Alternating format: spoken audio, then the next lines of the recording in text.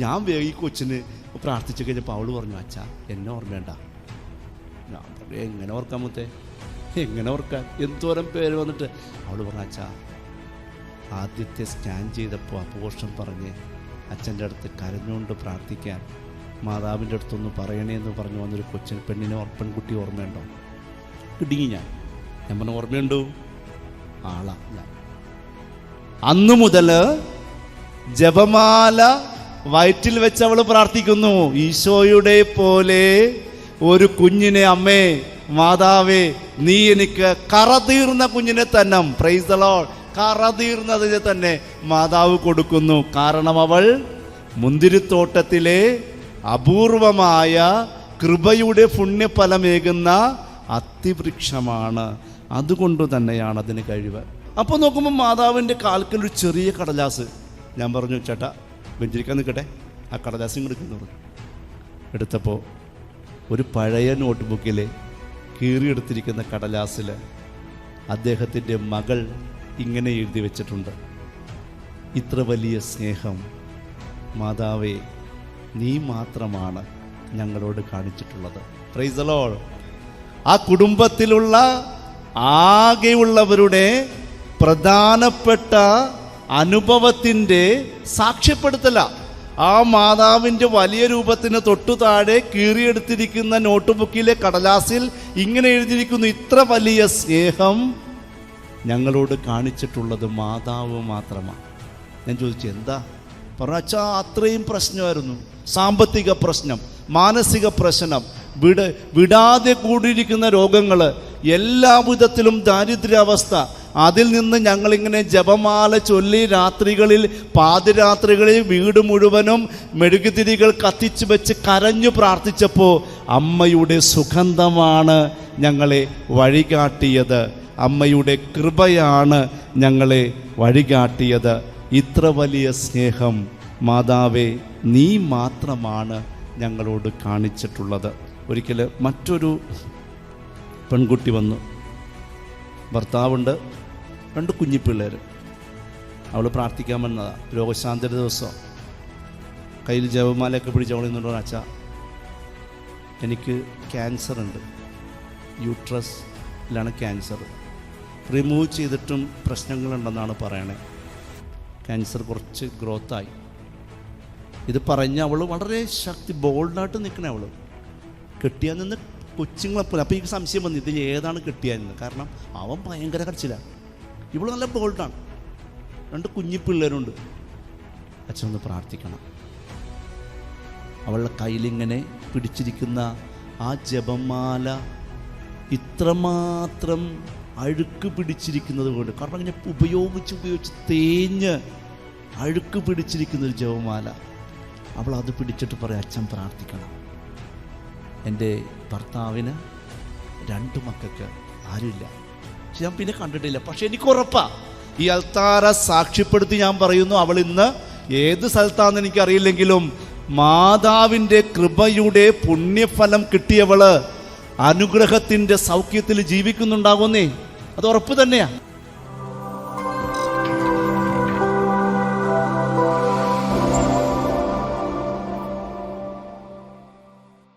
നക്ഷത്രം കാവൽ നിന്ന കാലിത്തൊഴുത്തിൽ പിറന്ന ദൈവത്തിൻ്റെ ഏകമകന് പിറകെ നിഴലായി നിശബ്ദം നടന്ന ആദ്യത്തെ ശിക്ഷയെന്ന് നമുക്ക് ഒരുപക്ഷെ മറിയത്തെ വിളിക്കാനാകും.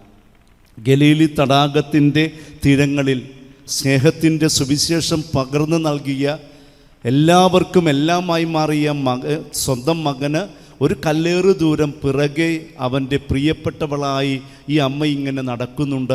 വചനത്തിലൂടെ ധ്യാനിക്കുമ്പോൾ നമുക്കത് മനസ്സിലാകും, നമ്മുടെ മനസ്സിലൊരു തുറവിയായി വരും. അവൾ അവസാനം സ്വന്തം മകനിൽ നിന്നും കൃപയുടെ അപ്പക്കഷ്ണങ്ങൾ സ്വീകരിച്ചവർ തന്നെ അവനെ ആകാശത്തിനും ഭൂമിക്കും മധ്യേ 2 മരക്കഷ്ണങ്ങളിൽ 3 ആണികളിൽ തച്ചു തറച്ച് ഒരു കുറ്റവാളിയെ കണക്ക് കൊന്നുകളയുമ്പോഴും ഈ അമ്മ ബോധം കെട്ടു വീഴുന്നില്ല, അലറിക്കരയുന്നില്ല. അവളുടെ ഹൃദയത്തിനുള്ളിൽ ദൈവത്തിൻ്റെ അരുളപ്പാട് ശാന്തമായി കടന്നു വരുന്നു.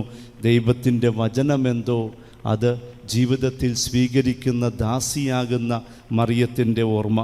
എൻ്റെ ചെറിയ പ്രായത്തിലാണ് ഒരു പക്ഷേ പാഷൻ ഓഫ് ക്രൈസ്റ്റിനെ കുറിച്ച് കൂടുതൽ അറിയാൻ കഴിഞ്ഞത് സെമിനാരി പഠിക്കുന്ന കാലം. പിന്നീടാണ് പാഷൻ ഓഫ് ക്രൈസ്റ്റ് എന്ന സിനിമ വന്നത്. മനോഹരമായൊരു ചിത്രം ഇങ്ങനെയാണ്. ഈശോ ഇങ്ങനെ കാൽവരിയിൽ മരിച്ച് മരണത്തോട് വെപ്രാളപ്പെട്ട് ഇങ്ങനെ ജീവൻ പോകുന്നതിൻ്റെ പിടപ്പിലിങ്ങനെ ആയിരിക്കുമ്പോൾ ക്യാമറ കാണിക്കുന്നത് മാതാവിനെയാണ്. ഒരു കറുത്ത എന്ന വണ്ണം ഷോളൊക്കെ ധരിക്കുന്ന കണ്ണുകൾക്കുള്ളിൽ വേദനയുടെ മറ്റൊരു കാൽവരി തളം കെട്ടി നിൽക്കുന്ന ഒരമ്മ. അവളിങ്ങനെ നോക്കിക്കൊണ്ട് ഹൃദയം പൊട്ടുന്നത് പോലെ പറയുന്ന ചില വാക്കുണ്ട്. Oh the heart of my heart, oh the flesh of my flesh, let me die for you. എൻ്റെ ഹൃദയത്തിൻ്റെ ഹൃദയമേ, എൻ്റെ മാംസത്തിൻ്റെ മാംസമേ, ഞാൻ നിനക്ക് വേണ്ടി ഒന്ന് മരിച്ചിരുന്നുവെങ്കിൽ. എനിക്ക് തോന്നുന്നു ഒരമ്മയെന്ന് പറഞ്ഞാൽ ഇതാ, സ്വന്തം മകൻ മരിക്കുന്നത് കാണുമ്പോൾ അതിന് മുൻപിൽ പൊട്ടിക്കരയാതെ എല്ലാം ഹൃദയത്തിൻ്റെ അൽത്താരയിലെ ഒരു അഗ്നി പോലെ ബലിയായി അർപ്പിച്ചുകൊണ്ട് അവൾ പറയുന്നു, നിനക്ക് മുൻപേ കുഞ്ഞെ ഞാനല്ലേ മരിക്കേണ്ടത്. വചനം സ്വീകരിച്ചുകൊണ്ട് ഞാനാണ് ദൈവത്തിൻ്റെ മുൻപിൽ, കൃപയുടെ മുൻപിൽ അനുസരണയ്ക്കായി എൻ്റെ വികാരങ്ങളെ ഞാൻ കൊന്നൊടുക്കുന്നത് ഞാനാണ്. ആരാണ് ഒരമ്മ? വ്യക്തമായിട്ട് നമുക്കറിയാം. 10 മാസം ചുമന്ന നൊന്ത് പ്രസവിക്കുന്ന ഒരു സ്ത്രീയെ നമ്മൾ ഒരിക്കലും അമ്മയെന്ന് വിളിക്കില്ല. മറിച്ച് ഒരു മെഴുതിരി പോലെ ആരാണോ ഈ ലോകത്ത് തൻ്റെ മകനോ മകൾക്കോ വേണ്ടി എരിഞ്ഞ് ഇല്ലാതാകുന്നുവോ അവളെ മാത്രമാണ് നമ്മൾ അമ്മ എന്ന് വിളിക്കാറുള്ളത്. ഒരിക്കൽ ഒരു ചേട്ടൻ വന്ന് പറഞ്ഞു, അച്ഛാ ഒരു വീട്ടിലൊന്ന് വരണം. ഞങ്ങൾ ചെന്നു, പ്രാർത്ഥിക്കാൻ ചെന്നതാണ്. ചെന്നപ്പോൾ വളരെ ഭ്രാന്തിയായിട്ടുള്ളൊരമ്മ, ഭ്രാന്തിയാണ്. അതായത് അടുക്കാൻ പറ്റില്ല, എല്ലാം വലിച്ചെറിഞ്ഞ് ചങ്ങലയിലൊക്കെ കിടക്കുക. ഞാൻ ചോദിച്ചു എന്തു പറ്റി? അവർ പറഞ്ഞു, ആ സഹോദരൻ പറഞ്ഞു, ആ ചേച്ചിയുടെ സഹോദരനാണ്. അവൻ കരഞ്ഞുകൊണ്ട് പറഞ്ഞു, ചേച്ചിക്ക് ഒറ്റ മകളായിരുന്നു, അത് പെട്ടെന്ന് മരിച്ചു അപകടത്തിൽപ്പെട്ട്. അന്ന് ആ ചേച്ചിക്ക് ഭ്രാന്തായതാണ്. ഇന്നും അവൾ ഭ്രാന്തി തന്നെയാണ്. ഓർക്കണം, സ്വന്തം മകനോ മകളോ മരിച്ചാൽ ജീവിതം പോകുന്ന അമ്മമാരുടെ മുൻപിലാണ് മറിയം വ്യത്യസ്തയായി മാറുക. അവളുടെ ഏക മകൻ, ഈ ലോകത്തുള്ള അവളുടെ ഏക ആശ്രയം ഇല്ലാതാകുമ്പോഴും അവൾ പറയുന്നു, ഇതാ കർത്താവിൻ്റെ ദാസി, നിൻ്റെ വചനം എൻ്റെ ജീവിതത്തിലും സംഭവിക്കട്ടെ. പ്രിയപ്പെട്ടവരെ, ലോകത്തെമ്പാടുമുള്ള എല്ലാ പള്ളിയുടെ മുൻപിലും ഇന്ന് കത്തുന്നൊരു ജപമാലയുണ്ട്. കാരണം ഇത് ഒക്ടോബറാണ്, ജപമാലയുടെ മാസം. എനിക്ക് പറയാനുള്ളത്, മാതാവിൻ്റെ ഓർമ്മകളോടെ നമ്മളിവിടെ ഈ അൽത്താരയിലിരിക്കുമ്പോൾ നിൻ്റെ മനസ്സിലും ഒരു ജപമാല തൂക്കിയിടുക. കാരണം ഇത് അമ്മയുടെ ഓർമ്മകളുടെ മനോഹരമായ കൃപകളുടെ മാസമാണ്. നിൻ്റെ മനസ്സിലും നിൻ്റെ ജീവിതത്തിലും നിൻ്റെ സ്വപ്നത്തിലും നിൻ്റെ ഓർമ്മകളിലുമെല്ലാം നീ ഒരു ജപമാല തൂക്കിയിടണം. നിൻ്റെ ഹൃദയത്തിനുള്ളിൽ ജപമാലയുടെ അടയാളമുണ്ടാകണം. ജപമാലയുടെ അപ്പോസ്തലനാണ് നമുക്കറിയാം വിശുദ്ധനായ ലൂയി മോണ്ട്ഫോർട്ട്. മനോഹരമായ ചില വാക്കുകൾ അദ്ദേഹത്തിൻ്റേതായിട്ടുണ്ട്. അദ്ദേഹം പറയുന്നത് ഇങ്ങനെയാണ്. വിശുദ്ധ ലൂയി മോണ്ട്ഫോർട്ട് പറയുന്നു, ആരാണോ ഈ ലോകത്ത് ജപമാല എടുത്തു പിടിച്ച് സ്വർഗത്തോട് പ്രാർത്ഥിക്കുന്നുവോ അവരുടെ പ്രാർത്ഥനകൾക്കുടനടി ഉത്തരം കിട്ടുമെന്ന് എൻ്റെ ഹൃദയത്തിൻ്റെ രക്തം കൊണ്ട് എഴുതി ഒപ്പിടാൻ എനിക്ക് സന്തോഷമേയുള്ളൂ. എൻ്റെ ഹൃദയത്തിൻ്റെ രക്തം കൊണ്ട് എഴുതി ഒപ്പിടാൻ എനിക്ക് സന്തോഷമേയുള്ളൂ. അത്രമാത്രം ശക്തമായ ഒരു കൃപയുടെ പ്രാർത്ഥനാനുഭവമാണ് ജപമാല എന്നത്. പ്രിയപ്പെട്ടവരെ, മറന്നു പോകാതിരിക്കാം. ഉൽപ്പത്തി പുസ്തകം 28:12. ഭൂമിയിൽ ഉറപ്പിച്ചിരിക്കുന്ന ഒരു ഗോവണി, അതിൻ്റെ അറ്റം ആകാശത്ത് മുട്ടിയിരിക്കുന്നു. ദൈവദൂതന്മാർ അതിലൂടെ കയറുകയും ഇറങ്ങുകയും ചെയ്തുകൊണ്ടിരുന്നു. അതിൻ്റെ പശ്ചാത്തലം നമുക്കറിയാം. യാക്കോബ് എന്ന് പറയുന്ന കൗശലക്കാരനായ മകൻ, കൗശലക്കാരൻ തന്നെ വിളിക്കണം, തൻ്റെ സഹോദരൻ്റെ കടിഞ്ഞൂൽ അവകാശമൊക്കെ അവൻ സ്വന്തമാക്കി അവൻ ഭ്രാന്ത് പിടിച്ചോടുകയാണ്. അതായത് വചനത്തിൽ പറയുന്നുണ്ട്, എങ്ങനെയാണ്, എവിടെ നിന്നാണ് ഓടുന്നത്? ബത്ശേബ എന്ന് പറയുന്ന മരുഭൂമിയിൽ നിന്നും ഹാരാൻ എന്ന് പറയുന്ന തീരത്തേക്ക് ഇവരിങ്ങനെ ഓടുകയാണ്. കാരണമുണ്ട്, അവന് സഹോദരനെ പേടിയാണ്. കാരണം അവൻ മല്ലന, ഒറ്റടിക്കില്ല. ആര്? യാക്കോബ്. അതുകൊണ്ട് അവൻ പേടിച്ചോടുകയാണ്. ഓട്ടത്തിൻ്റെ ഇടയിലാണ് ഒരു രാത്രി നേരത്ത് അവന് വിശക്കുന്നുണ്ട്, അവന് ക്ഷീണം തോന്നുന്നുണ്ട്. ഒരു കല്ലെടുത്ത് തലയിൽ വെച്ചിട്ട് പോലും ഉറങ്ങാൻ പറ്റുന്ന അത്ര ക്ഷീണമുള്ളവനാ അവൻ. മറക്കരുത്, ഒരു കല്ലെടുത്ത് വെച്ചത് പോലും അവിടെ കിടന്നുറങ്ങും. അത്രയും കഷ്ടപ്പെട്ടോടുന്ന ഒരുവൻ. അവൻ്റെ ആ കഷ്ടപ്പാടുകളിലാണ് അവൻ സ്വപ്നം കാണുക. സ്വപ്നമാണ് ഞാൻ പറഞ്ഞ 12-ാമത്തെ വചനം. ഭൂമിയിൽ നിന്നും ആകാശങ്ങളിൽ സ്വർഗത്തിലേക്ക് ഉറപ്പിക്കപ്പെട്ട ഗോവണി. മനോഹരമാണ്. എന്നിട്ട് ഈ സ്വപ്നം കണ്ടിരുന്നിട്ട് അവൻ അലറിപ്പറയുന്നുണ്ട്, ബഥേൽ ബഥേൽ എന്ന. കാരണം നമുക്കറിയാം ബഥേൽ ദൈവത്തിൻ്റെ ഇടം, ദൈവത്തിൻ്റെ ഭവനം. അവൻ ആ കൃപയുടെ വലിയ അനുഗ്രഹത്തിൽ അവൻ പതുക്കെ പതുക്കെ വിശുദ്ധിയിലേക്ക് കടന്നു വരികയാണ്. പിന്നെ അവൻ്റെ ജീവിതത്തിലൊക്കെ തമ്പുരാൻ്റെ ഇടപെടലുകൾ നമുക്കറിയാം. ഞാൻ അതിലേക്ക് പോകുന്നില്ല. മഹാനായ ഫുൾട്ടൻ ജേഷ്യൻ പിതാവ് സഭയിലെ തന്നെ മനോഹരമായി സംസാരിക്കുന്ന, ലോകത്തിലെ പ്രശസ്തനായ ഒരു പ്രഭാഷകന, വിശുദ്ധനായിക്കൊണ്ടിരിക്കുന്ന ഫുൾട്ടൻ ജേഷ്യൻ പിതാവ്. അദ്ദേഹം പറയുന്നത് ഇങ്ങനെയാണ്. ഈ വാക്കുകൾ വചനം ഉൽപ്പത്തിയുടെ 28:12 വായിച്ചിട്ട് ഈ ഫുൾട്ടൻ ജേഷ്യൻ പറയുന്നു, ഭൂമിയിൽ നിന്നും ആകാശത്തിലേക്ക് ചാരി വച്ചിരിക്കുന്ന ആ ഗോവണിക്കൊരു പേരുണ്ട്. ആ ഗോവണിയുടെ പേരാണ് മറിയം. എനിക്ക് മനോഹരമായി തോന്നി. ഭൂമിയിൽ നിന്നും ആകാശത്തിലേക്ക് ചായ്ച്ചു വെച്ചിരിക്കുന്ന ആ വിശുദ്ധമായ മാലാഖമാർ കയറി ഇറങ്ങുന്ന ആ ഗോവണിയുടെ പേരാണ് മറിയം.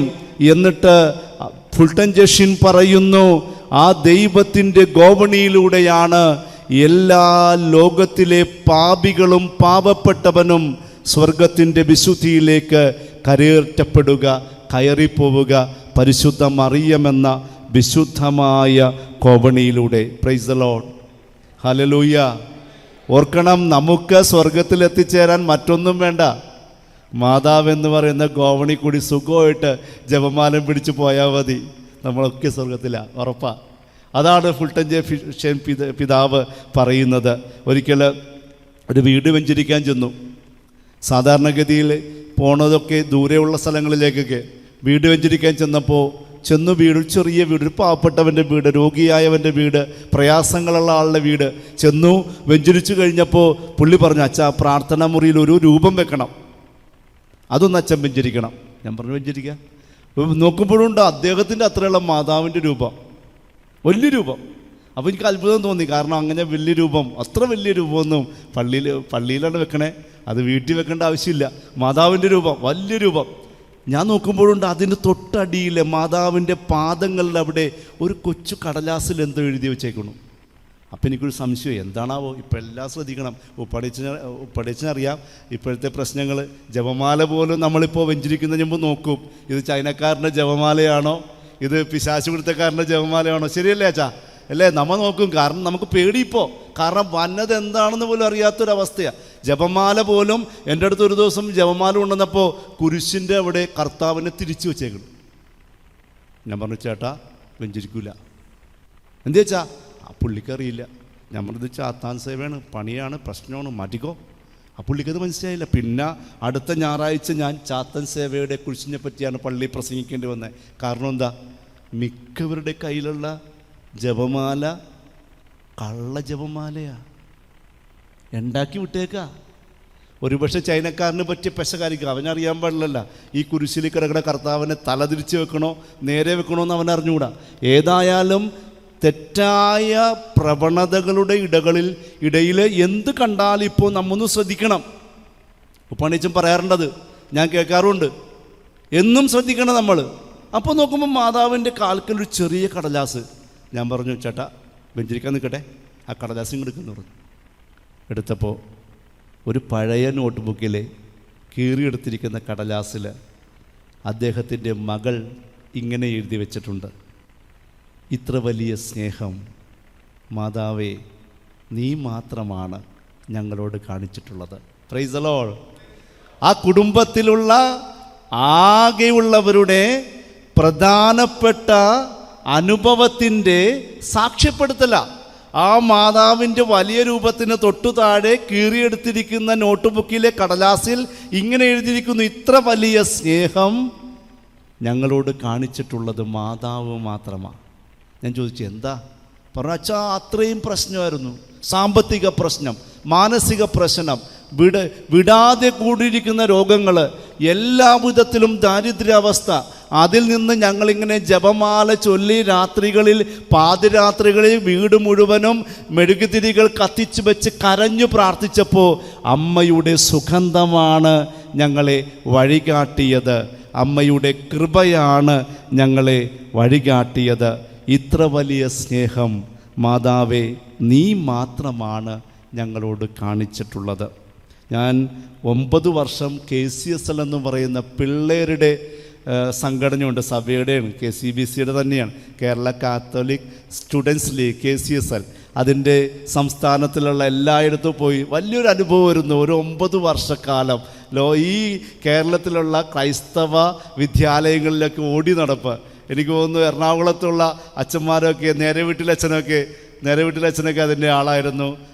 ഞാൻ പറഞ്ഞ മൂത്ത നേരെ വീട്ടിലച്ഛൻ ഒക്കെ അതിൻ്റെ ആൾക്കാരായിരുന്നു. ടോണി കോട്ടക്കലച്ഛൻ അതിൻ്റെ ആളായിരുന്നു. അപ്പോൾ എല്ലാവരും കൂടി ചേർന്ന് മനോഹരമായ കുറേ ഓർമ്മകളുണ്ട്. ഒരിക്കൽ കേരളത്തിൽ തന്നെ ഏറ്റവും പുരാതനമായിട്ടുള്ള ഒരു രൂപതയിലെ സ്കൂളിൽ ചെന്നു, പേരൊന്നും പറയണില്ല ഞാൻ, സ്കൂളിൽ ചെന്നു. ഒരുപാട് പിള്ളേർ, 2000-ഓളം പിള്ളേർ നിരന്നിരിക്കുക. ഈശോ മിശിഹായ്ക്ക് സ്തുതിയായിരിക്കട്ടെ എന്ന് പറഞ്ഞപ്പോൾ അവരുടെ മറുപടി കേട്ട് ഞാൻ പോയി ഭിത്തിയിലടിച്ച് വീണാൻ. അത്രയും ശക്തമായിട്ടുള്ള വിശ്വാസത്തിൻ്റെ തലം. ഞാനവിടെ ചെന്ന് ആദ്യത്തെ ചോദ്യം, മക്കളെ ലോകത്തിലെ ഏറ്റവും വലിയ അത്ഭുതം എന്താ? പറഞ്ഞില്ല. KCSലെ പിള്ളേരുടെ ഗുണമാണ് ടക്ക് എന്ന് പറഞ്ഞ് ചാടി എഴുന്നേറ്റ് അവർ ഉത്തരം പറയും. ഒരുത്ത് ചാടി എഴുന്നേറ്റ് പറഞ്ഞു, അച്ഛാ ശൂന്യാകാശത്ത് നിന്ന് നോക്കിയാൽ കാണുന്ന ലോകത്തിലെ ഏക നിർമ്മിതിയാണ് ചൈനയുടെ വൻമതിൽ. ലോകത്തിലെ ഏറ്റവും വലിയ അത്ഭുതം ചൈനയുടെ വൻമതിലാണ്. ഞാൻ പറഞ്ഞു കൊള്ളാം. അപ്പോൾ തന്നെ ഞാൻ കണ്ണുവെച്ച് കാണിച്ചപ്പോൾ കന്യാസ്ത്രീയം കൊണ്ടുപോയി അവനൊരു സമ്മാനം കൊടുത്തു. അടുത്തവർ പറഞ്ഞു, അടുത്ത ആൾ ചാടി എഴുന്നേറ്റു, അച്ഛാ അതീവ പ്രണയത്തിൻ്റെ അപൂർവ വെണ്ണക്കൽ സ്മരണയായിട്ടുള്ള ആഗ്രയിലെ താജ്മഹലാണ് ഏറ്റവും വലിയ അത്ഭുതം. ഞാൻ പറഞ്ഞു, സിസ്റ്ററിനോട് പറഞ്ഞു ചെറിയ മിഠായി കൊടുത്താൽ മതി, അധികമൊന്നും വേണ്ട, പ്രണയമൊക്കെയാണ് പറഞ്ഞ പേര്. അപ്പോൾ ചെറുത് കൊടുത്താൽ മതി, വലിയ മിഠായി ഒന്നും കൊടുക്കണ്ട, ചെറുത് കുഞ്ഞു മിഠായി അവന് കൊടുത്തു. അത് കൊടുക്കാണ്ടിരിക്കാൻ പറ്റില്ല, ചെറിയ മിഠായി കൊണ്ട് അവനെ അഡ്ജസ്റ്റ് ചെയ്യിച്ചു. അത് കഴിഞ്ഞപ്പോൾ സെമിനാരി പഠിക്കണ കുറച്ച് ചെമ്മാച്ചന്മാരുണ്ടായിരുന്നു. ഞാൻ അവന്മാരിങ്ങനെ നോക്കി, ഒരൊറ്റ എണ്ണം മിണ്ടാണ്ടിരിക്കുകയാണ്. അപ്പോൾ എനിക്ക് എൻ്റെ ഓർമ്മ വന്നു, ഞാനന്ന് മുഴുവൻ ഫുൾ കൈ, ഞങ്ങൾക്ക് അന്ന് സെമിനാരി പഠിക്കുമ്പോൾ ഫുൾ കൈ വെള്ള ഷർട്ട് ഇടണം, ഒറ്റ മുണ്ട കൊടുക്കാൻ പാടുള്ളൂ. സെൻറ്റ് പോൾസ് കോളേജിൽ ഞങ്ങളിങ്ങനെ നിരന്ന് പോകുമ്പോൾ അവിടുത്തെ മറ്റു പിള്ളേർ കളിയാക്കി ഞങ്ങളെ വെള്ളപ്പട്ടാളം വന്നേന്ന് പറഞ്ഞു. കാരണം നിരന്ന് പോകണം, സെമിനാരിയുടെ അന്നത്തെ രീതി. ഞാൻ പറഞ്ഞു വരുന്നത് ഒരുപാട് നാളുകൾക്ക് മുമ്പുള്ള കാര്യമാണ്. അപ്പോൾ ഞാനപ്പോൾ നോക്കുമ്പോൾ ഉണ്ട് സെമിനാരിക്കാർ, അവരൊക്കെ നല്ല മിടുക്കരായിട്ട് നല്ല കറുത്ത പാൻറ്റും വെള്ള ഷർട്ടൊക്കെ ഇട്ടിരിപ്പുണ്ട്. ഞാൻ നോക്കിയപ്പോൾ ഒരു സെമിനാരിക്കാരൻ മിടുക്കൻ, അവൻ എഴുന്നേറ്റ് എന്ന് പറഞ്ഞു, അച്ഛാ ഞാൻ പറയട്ടെ, നീ പറയടാ. അവൻ പറഞ്ഞു, ധ്യാനപിതാവ് പറഞ്ഞ ഉത്തരവണച്ചാ. പറഞ്ഞു. അവൻ പറഞ്ഞു, അച്ഛാ ഒരു പാവം ഗ്രാമീണയായ പെൺകുട്ടിയുടെ ഉദരത്തെ ദൈവം തൻ്റെ ഏകമകന് പിറക്കാനുള്ള സക്രാരിയാക്കി മാറ്റി. അവൻ കാണാപ്പടം പഠിച്ചു കഴിഞ്ഞാൽ പറഞ്ഞേക്കണേ. ഞാൻ പറഞ്ഞു, സിസ്റ്ററെ ആ എള്ള മിഠായി മുഴുവൻ അവനോട്. കാരണം ഞാൻ പറഞ്ഞു എഴുന്നേറ്റ് നിന്ന് കൈയടിക്കല്ലായിരുന്നു. കാരണം എനിക്കൊരു ഭയങ്കര ഇൻട്രസ്റ്റ് ആയിപ്പോയി. കാരണം ഞാൻ പ്രതീക്ഷിച്ച ഉത്തരം അതല്ല, അതാണല്ലോ ഇൻട്രസ്റ്റ്. എനിക്ക് ഭയങ്കര ഇൻട്രസ്റ്റ് ആയിപ്പോയി. ഞാൻ ഒരിക്കലും പ്രതീക്ഷിച്ചില്ല ഇത്രയും വലിയ ഉത്തരം പറയുന്നത്. എൻ്റെ ഉള്ളിലൊരു ഉത്തരം ഉണ്ടായി, പക്ഷേ ഇവന് അതിനെയും വെട്ടിക്കളഞ്ഞ്. ഞാൻ പറയാം എല്ലാം മിഠായി അവന് ഒരാഴ്ചയിൽ നമ്മൾ മിഠായി ചെയ്യണം, അതിനു വേണ്ടി തന്നെ എല്ലാം കൊടുത്തു. ഇവൻ നല്ല സൂപ്പറായ ഉത്തരം. ഞാനിങ്ങനെ അന്തിച്ച് നിന്നു. അവൻ പറഞ്ഞു കാണാപ്പടം പഠിച്ചാണ്, പക്ഷെ അവൻ്റെ മുഖത്തുണ്ടത്. പക്ഷെ അവനത് ഒരു വലിയ വിശ്വാസ പ്രമാണം പോലെ മനോഹരമായിട്ട് പറഞ്ഞു. ഞാൻ പറഞ്ഞു, പിള്ളേരോട് പറഞ്ഞു അവന് നല്ല കൈയടി കൊടുക്കണം, ഇത് കഴിഞ്ഞിട്ട് അവനെ കാണാം, അവന് എൻ്റെ വക സ്പെഷ്യലായിട്ടൊരു സമ്മാനം കൂടിയുണ്ട്. ഓർത്തു നോക്കി, അവൻ പറഞ്ഞത് എന്താണ്? ഒരു പാവപ്പെട്ട ഗ്രാമീണയായ പെൺകുട്ടിയുടെ ഉദരത്തെ ദൈവം തൻ്റെ ഏകപുത്രൻ്റെ വാസസ്ഥലമായ സക്രാരിയാക്കി മാറ്റി, മനോഹരമായ പിറവി കൊള്ളാനുള്ള സക്രാരിയാക്കി മാറ്റി. ഇതിലും വലിയ ഉത്തരം എവിടെയുണ്ട്? ഒരു പരസ്യമാണ്, ഇതിലും വലിയ സ്വർണം എവിടെ കിട്ടും? അത് തന്നെ എനിക്ക് ഇതിലും വലിയ ഉത്തരം ആര് തരും? മനോഹരമായ ഉത്തരം. എനിക്ക് തോന്നുന്നു പരിശുദ്ധ അമ്മയെക്കുറിച്ച് പ്രിയപ്പെട്ടവരെ, നീയും ഞാനുമൊക്കെ എടുത്തു പറയേണ്ട, എപ്പോഴും പ്രഘോഷിക്കേണ്ടത് ഒന്നാണ്. അവളാണ് ഈ ലോകം കണ്ടതിൽ വെച്ച് ഏറ്റവും വലിയ അത്ഭുതം. ഇതിലും വലിയ അത്ഭുതം ഇനി പ്രിയപ്പെട്ടവരെ നടക്കാനില്ല. ആശ്രമത്തിലൊരു സന്യാസി ഉണ്ടായിരുന്നു. മഹാകള്ളനായ സന്യാസിയാണ്. ഇത് പറഞ്ഞോട് നിങ്ങൾ വേറൊന്നും വിചാരിക്കരുത്. മഹാകള്ളനാണ്. ഇവന് നന്നായിട്ട് കണ്ണ് കാണാം. പക്ഷെ അവൻ ഓർത്തു, ഈ എല്ലാ സന്യാസി വരെയും കണ്ണ് കാണാം. അപ്പോൾ അങ്ങനെ നടന്നിട്ട് കാര്യമില്ല, എന്തെങ്കിലും ഒരു സ്പെഷ്യൽ വേണം. അവൻ എന്ത് ചെയ്തു? അഭിനയിക്കാൻ തുടങ്ങി. എന്തായി? അന്ധനായ സന്യാസിയായി ഈ കള്ളസന്യാസി അഭിനയിക്കാൻ തുടങ്ങി. അപ്പോൾ അവന് പരിഗണനകൾ കിട്ടി. എല്ലായിടത്തും അവന് നല്ല സ്ഥലം, എല്ലായിടത്തും അവന് വിശിഷ്ടമായ ഭക്ഷണം, കണ്ണ് കാണാത്തവനെന്നുള്ള ഒരു വലിയ പരിഗണന, ഒരു വലിയ ആനുകൂല്യമായിട്ട് ഇവൻ എടുത്തു. ഇവനിങ്ങനെ സന്തോഷിക്കവേ ഒരിക്കലാണ് ആശ്രമത്തിലുള്ള മറ്റുള്ളവർ മനസ്സിലാക്കിയത്, ഇവൻ കള്ളസന്യാസിയാണ്, ഇവൻ പറ്റിക്കായിരുന്നു, ഇവന് കണ്ണ് കാണാം, ഇവൻ അന്ധനായി അഭിനയിക്കുകയായിരുന്നു. എല്ലാവരും ഇവനെ കുറ്റപ്പെടുത്തി.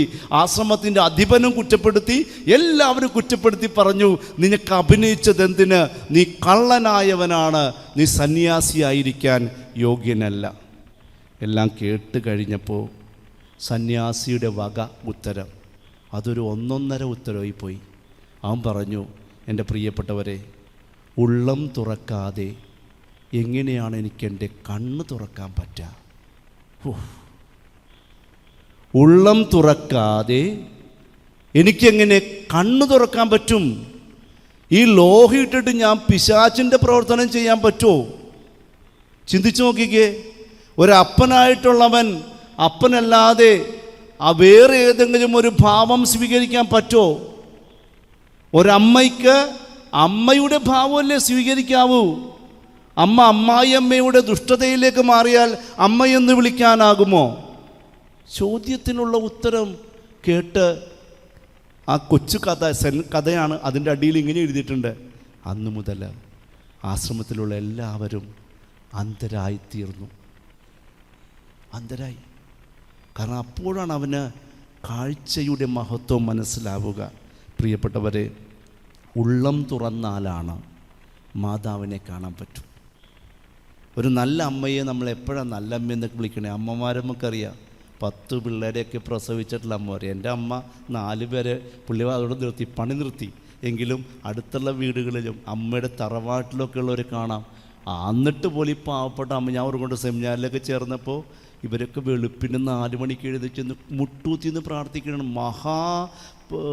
ഇതാ തോന്നിയാസക്കാരനാണ് എൻ്റെ മോൻ, കർത്താവേ മാതാവേ അവൻ അച്ഛനാകാൻ പോയിട്ടുണ്ട്, രക്ഷിച്ചോളണേ, പിടിച്ചു നിർത്തണേ.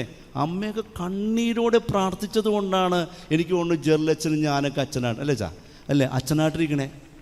അമ്മയുടെ പ്രാർത്ഥനയാന്നേ. അല്ലാണ്ട് എന്ത് പറയും? കുടുംബം പ്രാർത്ഥിക്കുന്നതുകൊണ്ട് നമ്മളൊക്കെ ബലത്തിൽ നിൽക്കണോ? അല്ലെങ്കിൽ നിൽക്കോ? സിസ്റ്റർമാരോട് ഇരിപ്പുണ്ട്, സിസ്റ്ററിൻ്റെ പേരറിഞ്ഞൂടാ, അവരുടെയൊക്കെ കുടുംബത്തിൻ്റെ പ്രാർത്ഥന ഉണ്ട്. ഈ വലിയ കൃപയ്ക്കായി നമ്മൾ കണ്ണു തുറന്ന് മനം തുറന്ന് പ്രാർത്ഥിക്കുമ്പോൾ മാതാവിനെ കാണാൻ പറ്റും. പലരും പറയും, എൻ്റെ പൊന്നച്ച എന്തോരം പ്രാർത്ഥിച്ചു കൂട്ടി, ഒരു ഗുണമില്ല. അവനോട് ഞാൻ പറഞ്ഞു, നിൻ്റെ തലക്കെട്ട് ഞാൻ ഒരടി തരും. കാരണം എന്താ? എൻ്റെ പ്രാർത്ഥനയിൽ ആത്മാർത്ഥതയില്ലെന്നേ. നീ ഒന്ന് ചിന്തിച്ചു നോക്കിയേ പ്രിയപ്പെട്ടവരെ. മാതാവ് പ്രത്യക്ഷപ്പെടങ്ങളുടെ ഇടങ്ങളൊക്കെ നിങ്ങൾ ചിന്തിക്കണം. വളരെ പാവപ്പെട്ടവർക്കല്ലേ, സാധാരണക്കാർക്കല്ലേ, വിശുദ്ധർക്കല്ലേ, കുഞ്ഞുമക്കൾക്കല്ലേ മാതാവ് പ്രത്യക്ഷപ്പെടണുള്ളൂ. അധികാരത്തിൻ്റെ ഗർവും പവറും കാണിക്കണ ഏതെങ്കിലും ഒരു മോൺസിഞ്ഞോറിനി മാതാവ് പ്രത്യക്ഷപ്പെട്ട പറഞ്ഞോണ്ട് നിങ്ങൾ വേറൊന്നും വിചാരിക്കരുത്. മോൺസിഞ്ഞോറിന് അറിയാതെ പറഞ്ഞു പോയതാണ്, ഞാൻ പറഞ്ഞു പെട്ടെന്ന് വന്നുപോയി, ക്ഷമിക്കണം. നിങ്ങൾ ചിന്തിക്കണമെന്നേ. ആർക്കാ മാതാവ്? 200-ലേറെ സഭ പഠിപ്പിക്കുന്ന സഭയുടെ വിശ്വാസ പ്രഖ്യാപനത്തിൽ കൃത്യമായി സഭയുടെ വിശ്വാസ പ്രബോധനത്തിൽ പറയുന്നുണ്ട്. 200-ലേറെ സ്ഥലത്ത് ഒഫീഷ്യലാണ്, അൺഒഫീഷ്യലായിട്ട് കുറേ ഉണ്ട്. അൺഒഫീഷ്യലായിട്ട് കുറേ അധികം ഉണ്ട്. നമ്മുടെയൊക്കെ കപ്പേളകളിൽ വന്ന് കപ്പേര് ഒരു പ്രാവശ്യം വന്ന്, ഞാൻ കപ്പേരിന്ന് ഈ കടയാം, ഞാൻ പറഞ്ഞു കപ്പേർക്ക് എന്ത് പറ്റിയാവോ? കപ്പേരി ഓടി വന്നിട്ട് എന്നോട് പറഞ്ഞു, അച്ഛാ. ഞാൻ പറയും, എന്തേ പ്രശ്നം എന്താന്ന് പറ. കപ്പേളാ. ഞാൻ വിചാരിച്ചു കപ്പേള കത്തിപ്പോയി, കർത്താവേ ഞാൻ ഓടാൻ വേണ്ടി ഫയർ എഞ്ചിനെ വിളിക്കടാ എന്ന് പറയാൻ നിൽക്കുമ്പോഴത്തേക്കും പറഞ്ഞ കപ്പേളയിലുള്ള മാതാവിന് മുല്ലപ്പൂവിൻ്റെ മണം. ഞാൻ പേടിച്ച്. ഞാൻ പറയും, ഭർത്താവേ ഇത്രയുള്ള. ആ പുള്ളി പറഞ്ഞു, എന്ത് ഇത്രയുള്ളതെന്നാ? ഞാൻ പറയും, എൻ്റെ പൊന്നു കപ്പേരെ മാതാവേണ്ട. ഞാൻ ഇല്ലൊക്കെ വരോട്ടെ, എൻ്റെ തീം അതാണ്. ഞാൻ വരും, മാതാവേണ്ട, അവിടെ സുഗന്ധമുണ്ടെന്നേ, നിങ്ങളൊന്ന് ശ്രദ്ധിക്കുക. അതൊക്കെ വരും, ഞാൻ പതുക്കെ വരാം. ലൂക്കായുടെ സുവിശേഷം 13:6. ലൂക്കായുടെ സുവിശേഷം 13:6 എന്താണ്? നമുക്കറിയാം, മുന്തിരിത്തോട്ടത്തിലെ അത്തിവൃക്ഷമാണ്. 3 വർഷം എള്ള കണ്ട എല്ലാ വളവും കൊടുത്തു. ഈ ആശം വളരില്ല, ഫലം കൊടുക്കണില്ല. അതിലൊരു തമാശയായിട്ട് എനിക്ക് തോന്നുന്നത്, ഒരുപക്ഷെ അത് ബൈബിൾ സ്കോളർമാരെ പറയൂ, മുന്തിരിത്തോട്ടത്തിലെ എന്താണ് അത്തിവൃക്ഷം. മുന്തിരിത്തോട്ടത്തിലെ അത്തിവൃക്ഷം എന്ന് പറയുമ്പോൾ എന്താ അതിൻ്റെ കൊണോട്ടേഷൻ എന്താണെന്നറിയാമോ? Something special. അതാണ് മുന്തിരിത്തോട്ടത്തിലെ മുന്തിരികൾക്കിടയിൽ ഒരു കാരണവശാലും ഇവന്മാരെ അത്തിവൃക്ഷം വെക്കാൻ പാടില്ല. ഈ വെച്ചേക്കുന്ന അത്തിവൃക്ഷം മഹത്തായ അത്തിവൃക്ഷമാണ്. അതാണ് കർത്താവിന് ഇഷ്ടപ്പെടാഞ്ഞ്. എന്താണ്? 3 വർഷമായിട്ട് ഇവന് എന്ത് പറ്റി? ഇവന് ഇങ്ങനെ കൊളവാഴ പോലെ നിൽക്കണെന്തേ? ചോദ്യം ദേഷ്യപ്പെടാൻ കാരണമുണ്ടെന്നേ. ആ അത്തിവൃക്ഷം സ്പെഷ്യലായതാ. നമ്മൾ പറയാറില്ലേ, ഈ ഗാർഡനൊക്കെ ചെയ്യുമ്പോൾ ഇവിടെ മനോഹരമായിട്ടുണ്ടാവും പണിച്ചാൽ, സൂപ്പർ, നല്ല വളരെ ഭംഗിയായിട്ട് എല്ലാം ദൈവകൃപ. ഞാൻ ആദ്യം വന്നപ്പോൾ ഒന്നും ഇത്രയൊന്നും കണ്ടിട്ടില്ല, പണ്ട് വന്നപ്പോഴൊക്കെ. മനോഹരം, അതിമനോഹരമായ ഒരു ബലിപീഠം, അൽത്താരയൊക്കെ സുന്ദരമായിരിക്കുന്നു. തമ്പുരാൻ്റെ എന്നും മഹത്വം ഉണ്ടാകട്ടെ. ഏറ്റവും സ്പെഷ്യലായതിനെയാണ് ആ തോട്ടക്കാരൻ വളർത്തിക്കൊണ്ടുവന്നേ. അതായത് നമ്മളിപ്പോൾ പറയാറില്ലേ, ഗംഗാ ബോണ്ടം തെങ്ങിൻ തൈകൾ എന്താണ് വെച്ച ഒരു വർഷത്തിനുള്ളിൽ അതിൽ കരിക്കുണ്ട്, വെട്ടിക്കുടിക്കാന്നേ. അതുപോലത്തെ സാധനമാണ്. 3 വർഷമായിട്ടും ഒരു രക്ഷയില്ല, ഒരു തുള്ളി ഫലമില്ല. അതുകൊണ്ട് പറയുന്നു, 1 വർഷം കൂടി കൊടുക്കും. സെമിനാറിലൊക്കെ പറയുന്നവരെ, നീ ഉഴപ്പനാണെങ്കിൽ പറയും, 1 വർഷമുണ്ട് മോനെ, മര്യാദക്ക് നിന്നാൽ കൊള്ളാം, ഇല്ലേ? പെട്ടിയും കിടക്കി എടുത്ത് വീട്ടിലോട്ടാണ്. 1 വർഷം. ഇത് ധ്യാനിക്കുന്ന ഒരു മനോഹരമായിട്ടുള്ളൊരു വികാരിച്ചിട്ടുണ്ട്. ഇത് ധ്യാനിച്ച് ഈ ലൂക്കായുടെ 13:6 ധ്യാനിക്കുന്ന ഒരു വികാരിച്ചിനെ പരിചയപ്പെടുത്തുകയാണ്. അത് മറ്റാരുമല്ല, ഇടവക്കാരച്ചന്മാരുടെ സ്വർഗീയ മധ്യസ്ഥൻ വിശുദ്ധനായ ജോൺ മരിയ വിയാനി. ഇത് ധ്യാനിച്ചിട്ട് വിയാനി പുണ്യാളം പറയുന്ന മനോഹരമായ വാക്കുകളുണ്ട് മാതാവിനെ കുറിച്ച്. ഇങ്ങനെയാണ് വിയാനി പുണ്യാളം പറയുന്നത്: ലോകത്തിൻ്റെ മുന്നിൽ പുണ്യഫലം തന്ന് അലങ്കരിക്കപ്പെട്ട അത്തിവൃക്ഷത്തിൻ്റെ പേരാണ് മറിയം. മനോഹരമല്ലേ? ഈ ലോകത്തിൻ്റെ മുൻപിൽ പുണ്യമായ ഫലങ്ങൾ തന്ന് അലങ്കരിക്കപ്പെട്ടിരിക്കുന്ന അത്തിവൃക്ഷത്തിൻ്റെ പേരാണ് മറിയം. അതായത് ഈ ലോകത്തിൻ്റെ മുൻപിൽ ഏറ്റവും സ്പെഷ്യലായിട്ടുള്ള കൃപയുടെ അടയാളമുള്ള ഒരു വൃക്ഷം പോലെയാണ് പരിശുദ്ധ മറിയം. അവളിൽ നിന്നും നിനക്ക് കൃപ നിറഞ്ഞ പുണ്യത്തിൻ്റെ ഫലങ്ങൾ ലഭിക്കും. പ്രാർത്ഥിക്കാമെന്ന ഒരു യുവതി പറഞ്ഞ കാര്യം, അവളുടെ ഗർഭിണിയാണ് അവൾ, ആദ്യത്തെ പ്രസവം. അവൾ വന്ന് കയ്യിലിങ്ങനെ ജപമാല പിടിച്ച് ഇങ്ങനെ നെഞ്ച് ചേർത്ത് പിടിച്ച് അവൾ കണ്ണീരോടെ നിൽക്കുക. അവൾ പറഞ്ഞ, അച്ഛാ സ്കാൻ ചെയ്തു, കുഞ്ഞിന് വളർച്ചയില്ല. രണ്ടാമത്തെയോ എനിക്കതിനെപ്പറ്റി അറിയില്ല, രണ്ടാമത്തെയോ മൂന്നാമത്തെയൊക്കെ സ്കാനാണ്, കൊച്ചിന് വളർച്ചയില്ല. വേഗം ഗൈനക്കോളജിസ്റ്റായ ഡോക്ടർ പറഞ്ഞു, മോളെ രക്ഷയില്ല, ബുദ്ധിമുട്ടാണ്, കുഞ്ഞിന് എന്തെങ്കിലുമൊക്കെ വൈകല്യം ഉണ്ടാവും, നമുക്കതുകൊണ്ട് അബോർഷൻ നടത്താം. ഈ കയ്യിലിങ്ങനെ ജപമാല പിടിച്ച് കണ്ണീരോടെ അവൾ എന്നോട് പറയുന്ന, അച്ഛാ ഞാൻ കാത്തിരിക്കുന്ന എൻ്റെ ആദ്യത്തെ കുഞ്ഞാ, എന്ത് വൈകല്യം ഉണ്ടായിക്കോട്ടെ ഞാൻ വളർത്തും. അവൾ പറയുന്നു, അതുകൊണ്ട് തന്നെ അബോർഷൻ ചെയ്യണമെന്ന് ഡോക്ടറും എൻ്റെ ഭർത്താവും പറഞ്ഞ ആ നിമിഷം മുതൽ അവൾ പറയുന്നു, ഞാനിങ്ങനെ ജപമാല ഗർഭിണിയായവളുടെ വയറ്റത്ത് അവൾ വെച്ചിട്ട് അവൾ പറയുന്നു, മാതാവേ എനിക്ക് നീ ഈശോയെപ്പോലൊരു കുഞ്ഞിനെ തന്നെ. അവളുടെ സുവിശേഷത്തിൻ്റെ സുഗന്ധം പോലെയാണ് എൻ്റെ മുമ്പിൽ അവൾ നിൽക്കുക. ഞാനും കണ്ണീരോടെ തന്നെ പ്രാർത്ഥിച്ചു, ദൈവമേ ഈ കൊച്ചിന് നല്ലൊരു കുഞ്ഞിനെ കൊടുക്കണം. അവൾ അബോർഷൻ ചെയ്യാൻ പറഞ്ഞതിനെ തട്ടിത്തെറിപ്പിച്ച് ജീവന് വേണ്ടി നിലകൊള്ളുന്നതാണ്. ഒരു ദിവസം തിരക്ക് നിൽക്കുമ്പോൾ ഒരു ഗുണ്ടുമണി കൊച്ചിനെയും കൊണ്ട് ഒരു പെൺകൊച്ച് വന്നേക്കണം. നല്ല ഗുണ്ടുമണി ഉരുണ്ടിരിക്കണം. ആ കൊച്ചിനെ പിടിക്കാൻ പറ്റില്ല ഇവക്ക്. അപ്പോൾ എനിക്കൊന്നും മനസ്സിലായില്ല. ഞാൻ ഇങ്ങനെ വെഞ്ചരിച്ച് പോവുക. പെട്ടെന്ന് നോക്കുമ്പോണ്ട് ഒരു കൊച്ചിനെയും പിടിച്ചൊരു പെൺകൊച്ച്, അവൾക്കതിനെ പൊക്കാൻ പറ്റില്ല. അപ്പം ഞാൻ നോക്കി, നല്ല ഗുണ്ടുമണി കൊള്ളാം, നല്ല വെളുത്ത് തൊണ്ടുത്തിരിക്കുന്ന കൊച്ച്. ഞാൻ വേഗം വന്ന് ചോദിച്ചു, മോളെ കൊച്ചിൻ്റെ പേരെന്താ? അവൾ പറഞ്ഞു ഇമ്മാനുവൽ. കൊള്ളാം, ദൈവം നമ്മോട് കൂടി. അടിപൊളി. ഞാൻ പറഞ്ഞു വേറെ ഇപ്പോഴത്തെ പേരൊക്കെ ഇട്ട് കിടുങ്ങിപ്പോകും. സഫ്രക്കിനോ. ഞാൻ പറഞ്ഞു എന്താടാ അത്? സഫ്രക്കിനോ. അച്ഛൻ എന്താ? ഞാൻ പറഞ്ഞു എന്താടാ, ജപ്പാനിൽ ഉള്ള ഒരു പേരാറ്റാണ്. എന്തോ പേരഞ്ഞവൻ, എന്തോ വലിയ പേര്, സഫ്രക്കിന്. ഞാൻ പറഞ്ഞു എൻ്റെ പൊന്നേട്ടാ, നീ അവനെ സപ്രൂന്നാ എന്ത് വിളിക്കും നീ അവനെ? എടാ പുണ്യാളന്മാർ എന്തോരം നിരന്നിരിക്കണ്, നിനക്കൊരു പേരിട്ടൂടെ? അവൻ്റെ പേരിട്ട് ഞാൻ കിടിപ്പോയി. അപ്പോഴാണ് ഇവിടെ ഇമ്മാനുവൽ. ഞാൻ വേഗം ഈ കൊച്ചിന് പ്രാർത്ഥിച്ചു കഴിഞ്ഞപ്പോൾ അവൾ പറഞ്ഞു അച്ഛാ എന്നെ ഓർമ്മേണ്ട. ഞാൻ പറഞ്ഞു എങ്ങനെ ഓർക്കാൻ മുത്തേ, എങ്ങനെ ഓർക്കാൻ, എന്തോരം പേര് വന്നിട്ട്.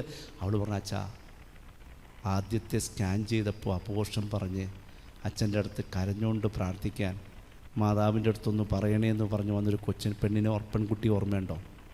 കിടുങ്ങി ഞാൻ പറഞ്ഞു ഓർമ്മയുണ്ടോ? ആളാ ഞാൻ. അന്നു മുതൽ ജപമാല വയറ്റിൽ വെച്ച് അവൾ പ്രാർത്ഥിക്കുന്നു, ഈശോയുടെ പോലെ ഒരു കുഞ്ഞിനെ അമ്മേ മാതാവേ നീ എനിക്ക് കറതീർന്ന കുഞ്ഞിനെ തന്നെ, പ്രൈസ് ദി ലോർഡ്, കറതീർന്നതിനെ തന്നെ മാതാവ് കൊടുക്കുന്നു. കാരണം അവൾ മുന്തിരിത്തോട്ടത്തിലെ അപൂർവമായ കൃപയുടെ പുണ്യഫലമേകുന്ന അത്തിവൃക്ഷമാണ്. അതുകൊണ്ട് തന്നെയാണ് അതിന് കഴിവ്. ഒരിക്കൽ മറ്റൊരു പെൺകുട്ടി വന്നു. ഭർത്താവുണ്ട്, 2 കുഞ്ഞിപ്പിള്ളേർ. അവൾ പ്രാർത്ഥിക്കാൻ വന്നതാണ്. രോഗശാന്തിയുടെ ദിവസം കയ്യിൽ ജപമാലയൊക്കെ പിടിച്ച് അവൾ നിന്നോട് അച്ഛാ എനിക്ക് ക്യാൻസറുണ്ട്, യൂട്രസിലാണ് ക്യാൻസർ, റിമൂവ് ചെയ്തിട്ടും പ്രശ്നങ്ങളുണ്ടെന്നാണ് പറയണേ. ക്യാൻസർ കുറച്ച് ഗ്രോത്തായി. ഇത് പറഞ്ഞ് അവൾ വളരെ ബോൾഡായിട്ട് നിൽക്കണേ. അവൾ കെട്ടിയാൽ നിന്ന് കൊച്ചുങ്ങളെപ്പോലെ. അപ്പോൾ എനിക്ക് സംശയം വന്നു ഇതിൽ ഏതാണ് കെട്ടിയാന്ന്. കാരണം അവൻ ഭയങ്കര കരച്ചിലാണ്, ഇവൾ നല്ല ബോൾഡാണ്. 2 കുഞ്ഞിപ്പിള്ളേരുണ്ട്. അച്ഛൻ ഒന്ന് പ്രാർത്ഥിക്കണം. അവളുടെ കയ്യിലിങ്ങനെ പിടിച്ചിരിക്കുന്ന ആ ജപമാല ഇത്രമാത്രം അഴുക്ക് പിടിച്ചിരിക്കുന്നത് കൊണ്ട്, കാരണം ഇങ്ങനെ ഉപയോഗിച്ച് തേഞ്ഞ് അഴുക്ക് പിടിച്ചിരിക്കുന്നൊരു ജപമാല. അവൾ അത് പിടിച്ചിട്ട് പറയും അച്ഛൻ പ്രാർത്ഥിക്കണം. എൻ്റെ ഭർത്താവിന് 2 മക്കൾക്ക് ആരുമില്ല. പക്ഷെ ഞാൻ പിന്നെ കണ്ടിട്ടില്ല. പക്ഷെ എനിക്ക് ഉറപ്പാണ്, ഈ അൽത്താര സാക്ഷ്യപ്പെടുത്തി ഞാൻ പറയുന്നു, അവൾ ഇന്ന് ഏത് സ്ഥലത്താണെന്ന് എനിക്കറിയില്ലെങ്കിലും മാതാവിൻ്റെ കൃപയുടെ പുണ്യഫലം കിട്ടിയവൾ അനുഗ്രഹത്തിൻ്റെ സൗഖ്യത്തിൽ ജീവിക്കുന്നുണ്ടാകുന്നേ. അത് ഉറപ്പ് തന്നെയാണ്. അതിനാൽ തന്നെ ഓർക്കണം, ജീവിതത്തിൻ്റെ എല്ലാ കൃപകളുമേകുന്ന അതിവൃക്ഷമാണ് മറിയം. വിശുദ്ധനായ മഹാന്മാരിൽ മഹാനായ വിശുദ്ധ ജോൺ പോൾ രണ്ടാമൻ്റെ വാക്കുകൾ ഇങ്ങനെയാണ്. അത് മനോഹരമായ വാക്കുകൾ. സന്തോഷത്തിൻ്റെ വേളകളിലും ബുദ്ധിമുട്ടിൻ്റെ നിമിഷങ്ങളിലും ജപമാല എന്നോടൊപ്പമുണ്ടായിരുന്നു. എത്രയോ ഉത്കണ്ഠകളാണ് ഞാനതിൽ സമർപ്പിച്ചത്. എല്ലായ്പ്പോഴും എനിക്ക് ആശ്വാസം ലഭിച്ചു. ജപമാല എൻ്റെ ഏറ്റവും പ്രിയപ്പെട്ട പ്രാർത്ഥനയാണ്. ഒപ്പിട്ടിട്ട് തൊട്ട് താഴെ ഒപ്പിട്ട് വിശുദ്ധ ജോൺ പോൾ രണ്ടാമൻ പാപ്പ. എത്രമാത്രം ആശ്വാസമാണ് എനിക്കെൻ്റെ ജപമാല നൽകിയത്. എനിക്ക് തോന്നുന്നു ലോകത്തുള്ള എല്ലാ അച്ഛന്മാരുടെയും ഉടുപ്പിലൊരു ജപമാല ഉണ്ടാവും. വെറുതെ അല്ല, അതൊരു ഉറപ്പാന്നേ. ചില സമയത്ത് നമ്മൾ ഒരു മീറ്റിങ്ങിലേക്ക് ഇരിക്കുമ്പോഴത്തേക്കും നമ്മൾ മുമ്പിൽ കാണാം നല്ല നല്ല എന്താണ് പറയുക, വാലും കൊമ്പൊക്കെ ഉള്ള കുറേ എണ്ണം ഇരിക്കണേ. ഈ അച്ഛനെയൊക്കെ ശരിയാക്കി തരടാ എന്ന് പറഞ്ഞിട്ട് ആ സമയത്ത് നമ്മുടെ കൈ പതുക്കെ ലോഹയുടെ ഉള്ളിലോട്ട് പോകും. കാര്യം എന്താണ്, അതിനുള്ളിൽ നിന്ന് ഇങ്ങനെ കൊന്തയിലെ പിടിച്ച് അമർത്തും. മാതാവേ ഒരു ചെകുത്താൻ ഞാൻ തിന്നാൻ നിൽപ്പുണ്ട്, രക്ഷിക്കണേ. പ്രാർത്ഥിക്കും. അത് പണിച്ചറിയാം, എനിക്കറിയാം, ചെറിയ വേറെ ആർക്കും അറിയില്ലാത്ത രഹസ്യമാണ്. നിങ്ങൾ ആരോടും പറയണ്ട. ഞങ്ങൾ പ്രാർത്ഥിക്കുന്നേ, ഞങ്ങൾക്ക് കാണാൻ പറ്റും. ഞങ്ങൾ പ്രാർത്ഥിക്കും, മാതാവെ രക്ഷിക്കണം, അവൻ ശരിയല്ലട്ടാ, രക്ഷിച്ചോണേ. കൃത്യമായിട്ട് അവൻ എന്തെങ്കിലും ഒന്നല്ലെങ്കിൽ അവന് വലിയ വെള്ളം കുടിക്കാതെ നമ്മൾ പുറത്തേക്ക് പോകും. ഉറപ്പാണത്, ഉറപ്പാന്നേ. നമ്മൾ നേരെ പോകുമ്പോൾ മാതാവ് നമ്മുടെ കൂടെ ഉണ്ടാവും, ഓരോരുത്തരും നമ്മുടെ ഒപ്പം നിൽക്കില്ലെന്നേ. അവൻ ആ സമയത്ത് ഒന്നെനിക്ക് വയറുവേദന, അതിശക്തിയായ വയറുവേദന അവൻ പുറത്തോട്ട് പോയിക്കോളും. പിന്നെ നമ്മൾ രക്ഷപ്പെട്ട്, പിന്നെ കാര്യങ്ങളെല്ലാം സുഹൃത്തായി. അത് ഞാൻ സന്തോഷത്തോടെ പറയുന്നത്. മറ്റൊന്ന് നിങ്ങൾ ചിന്തിക്കേണ്ട, KP അപ്പൻ എന്ന് പറയുന്ന മനോഹരമായിട്ട് എഴുതിയ ഒരാൾ.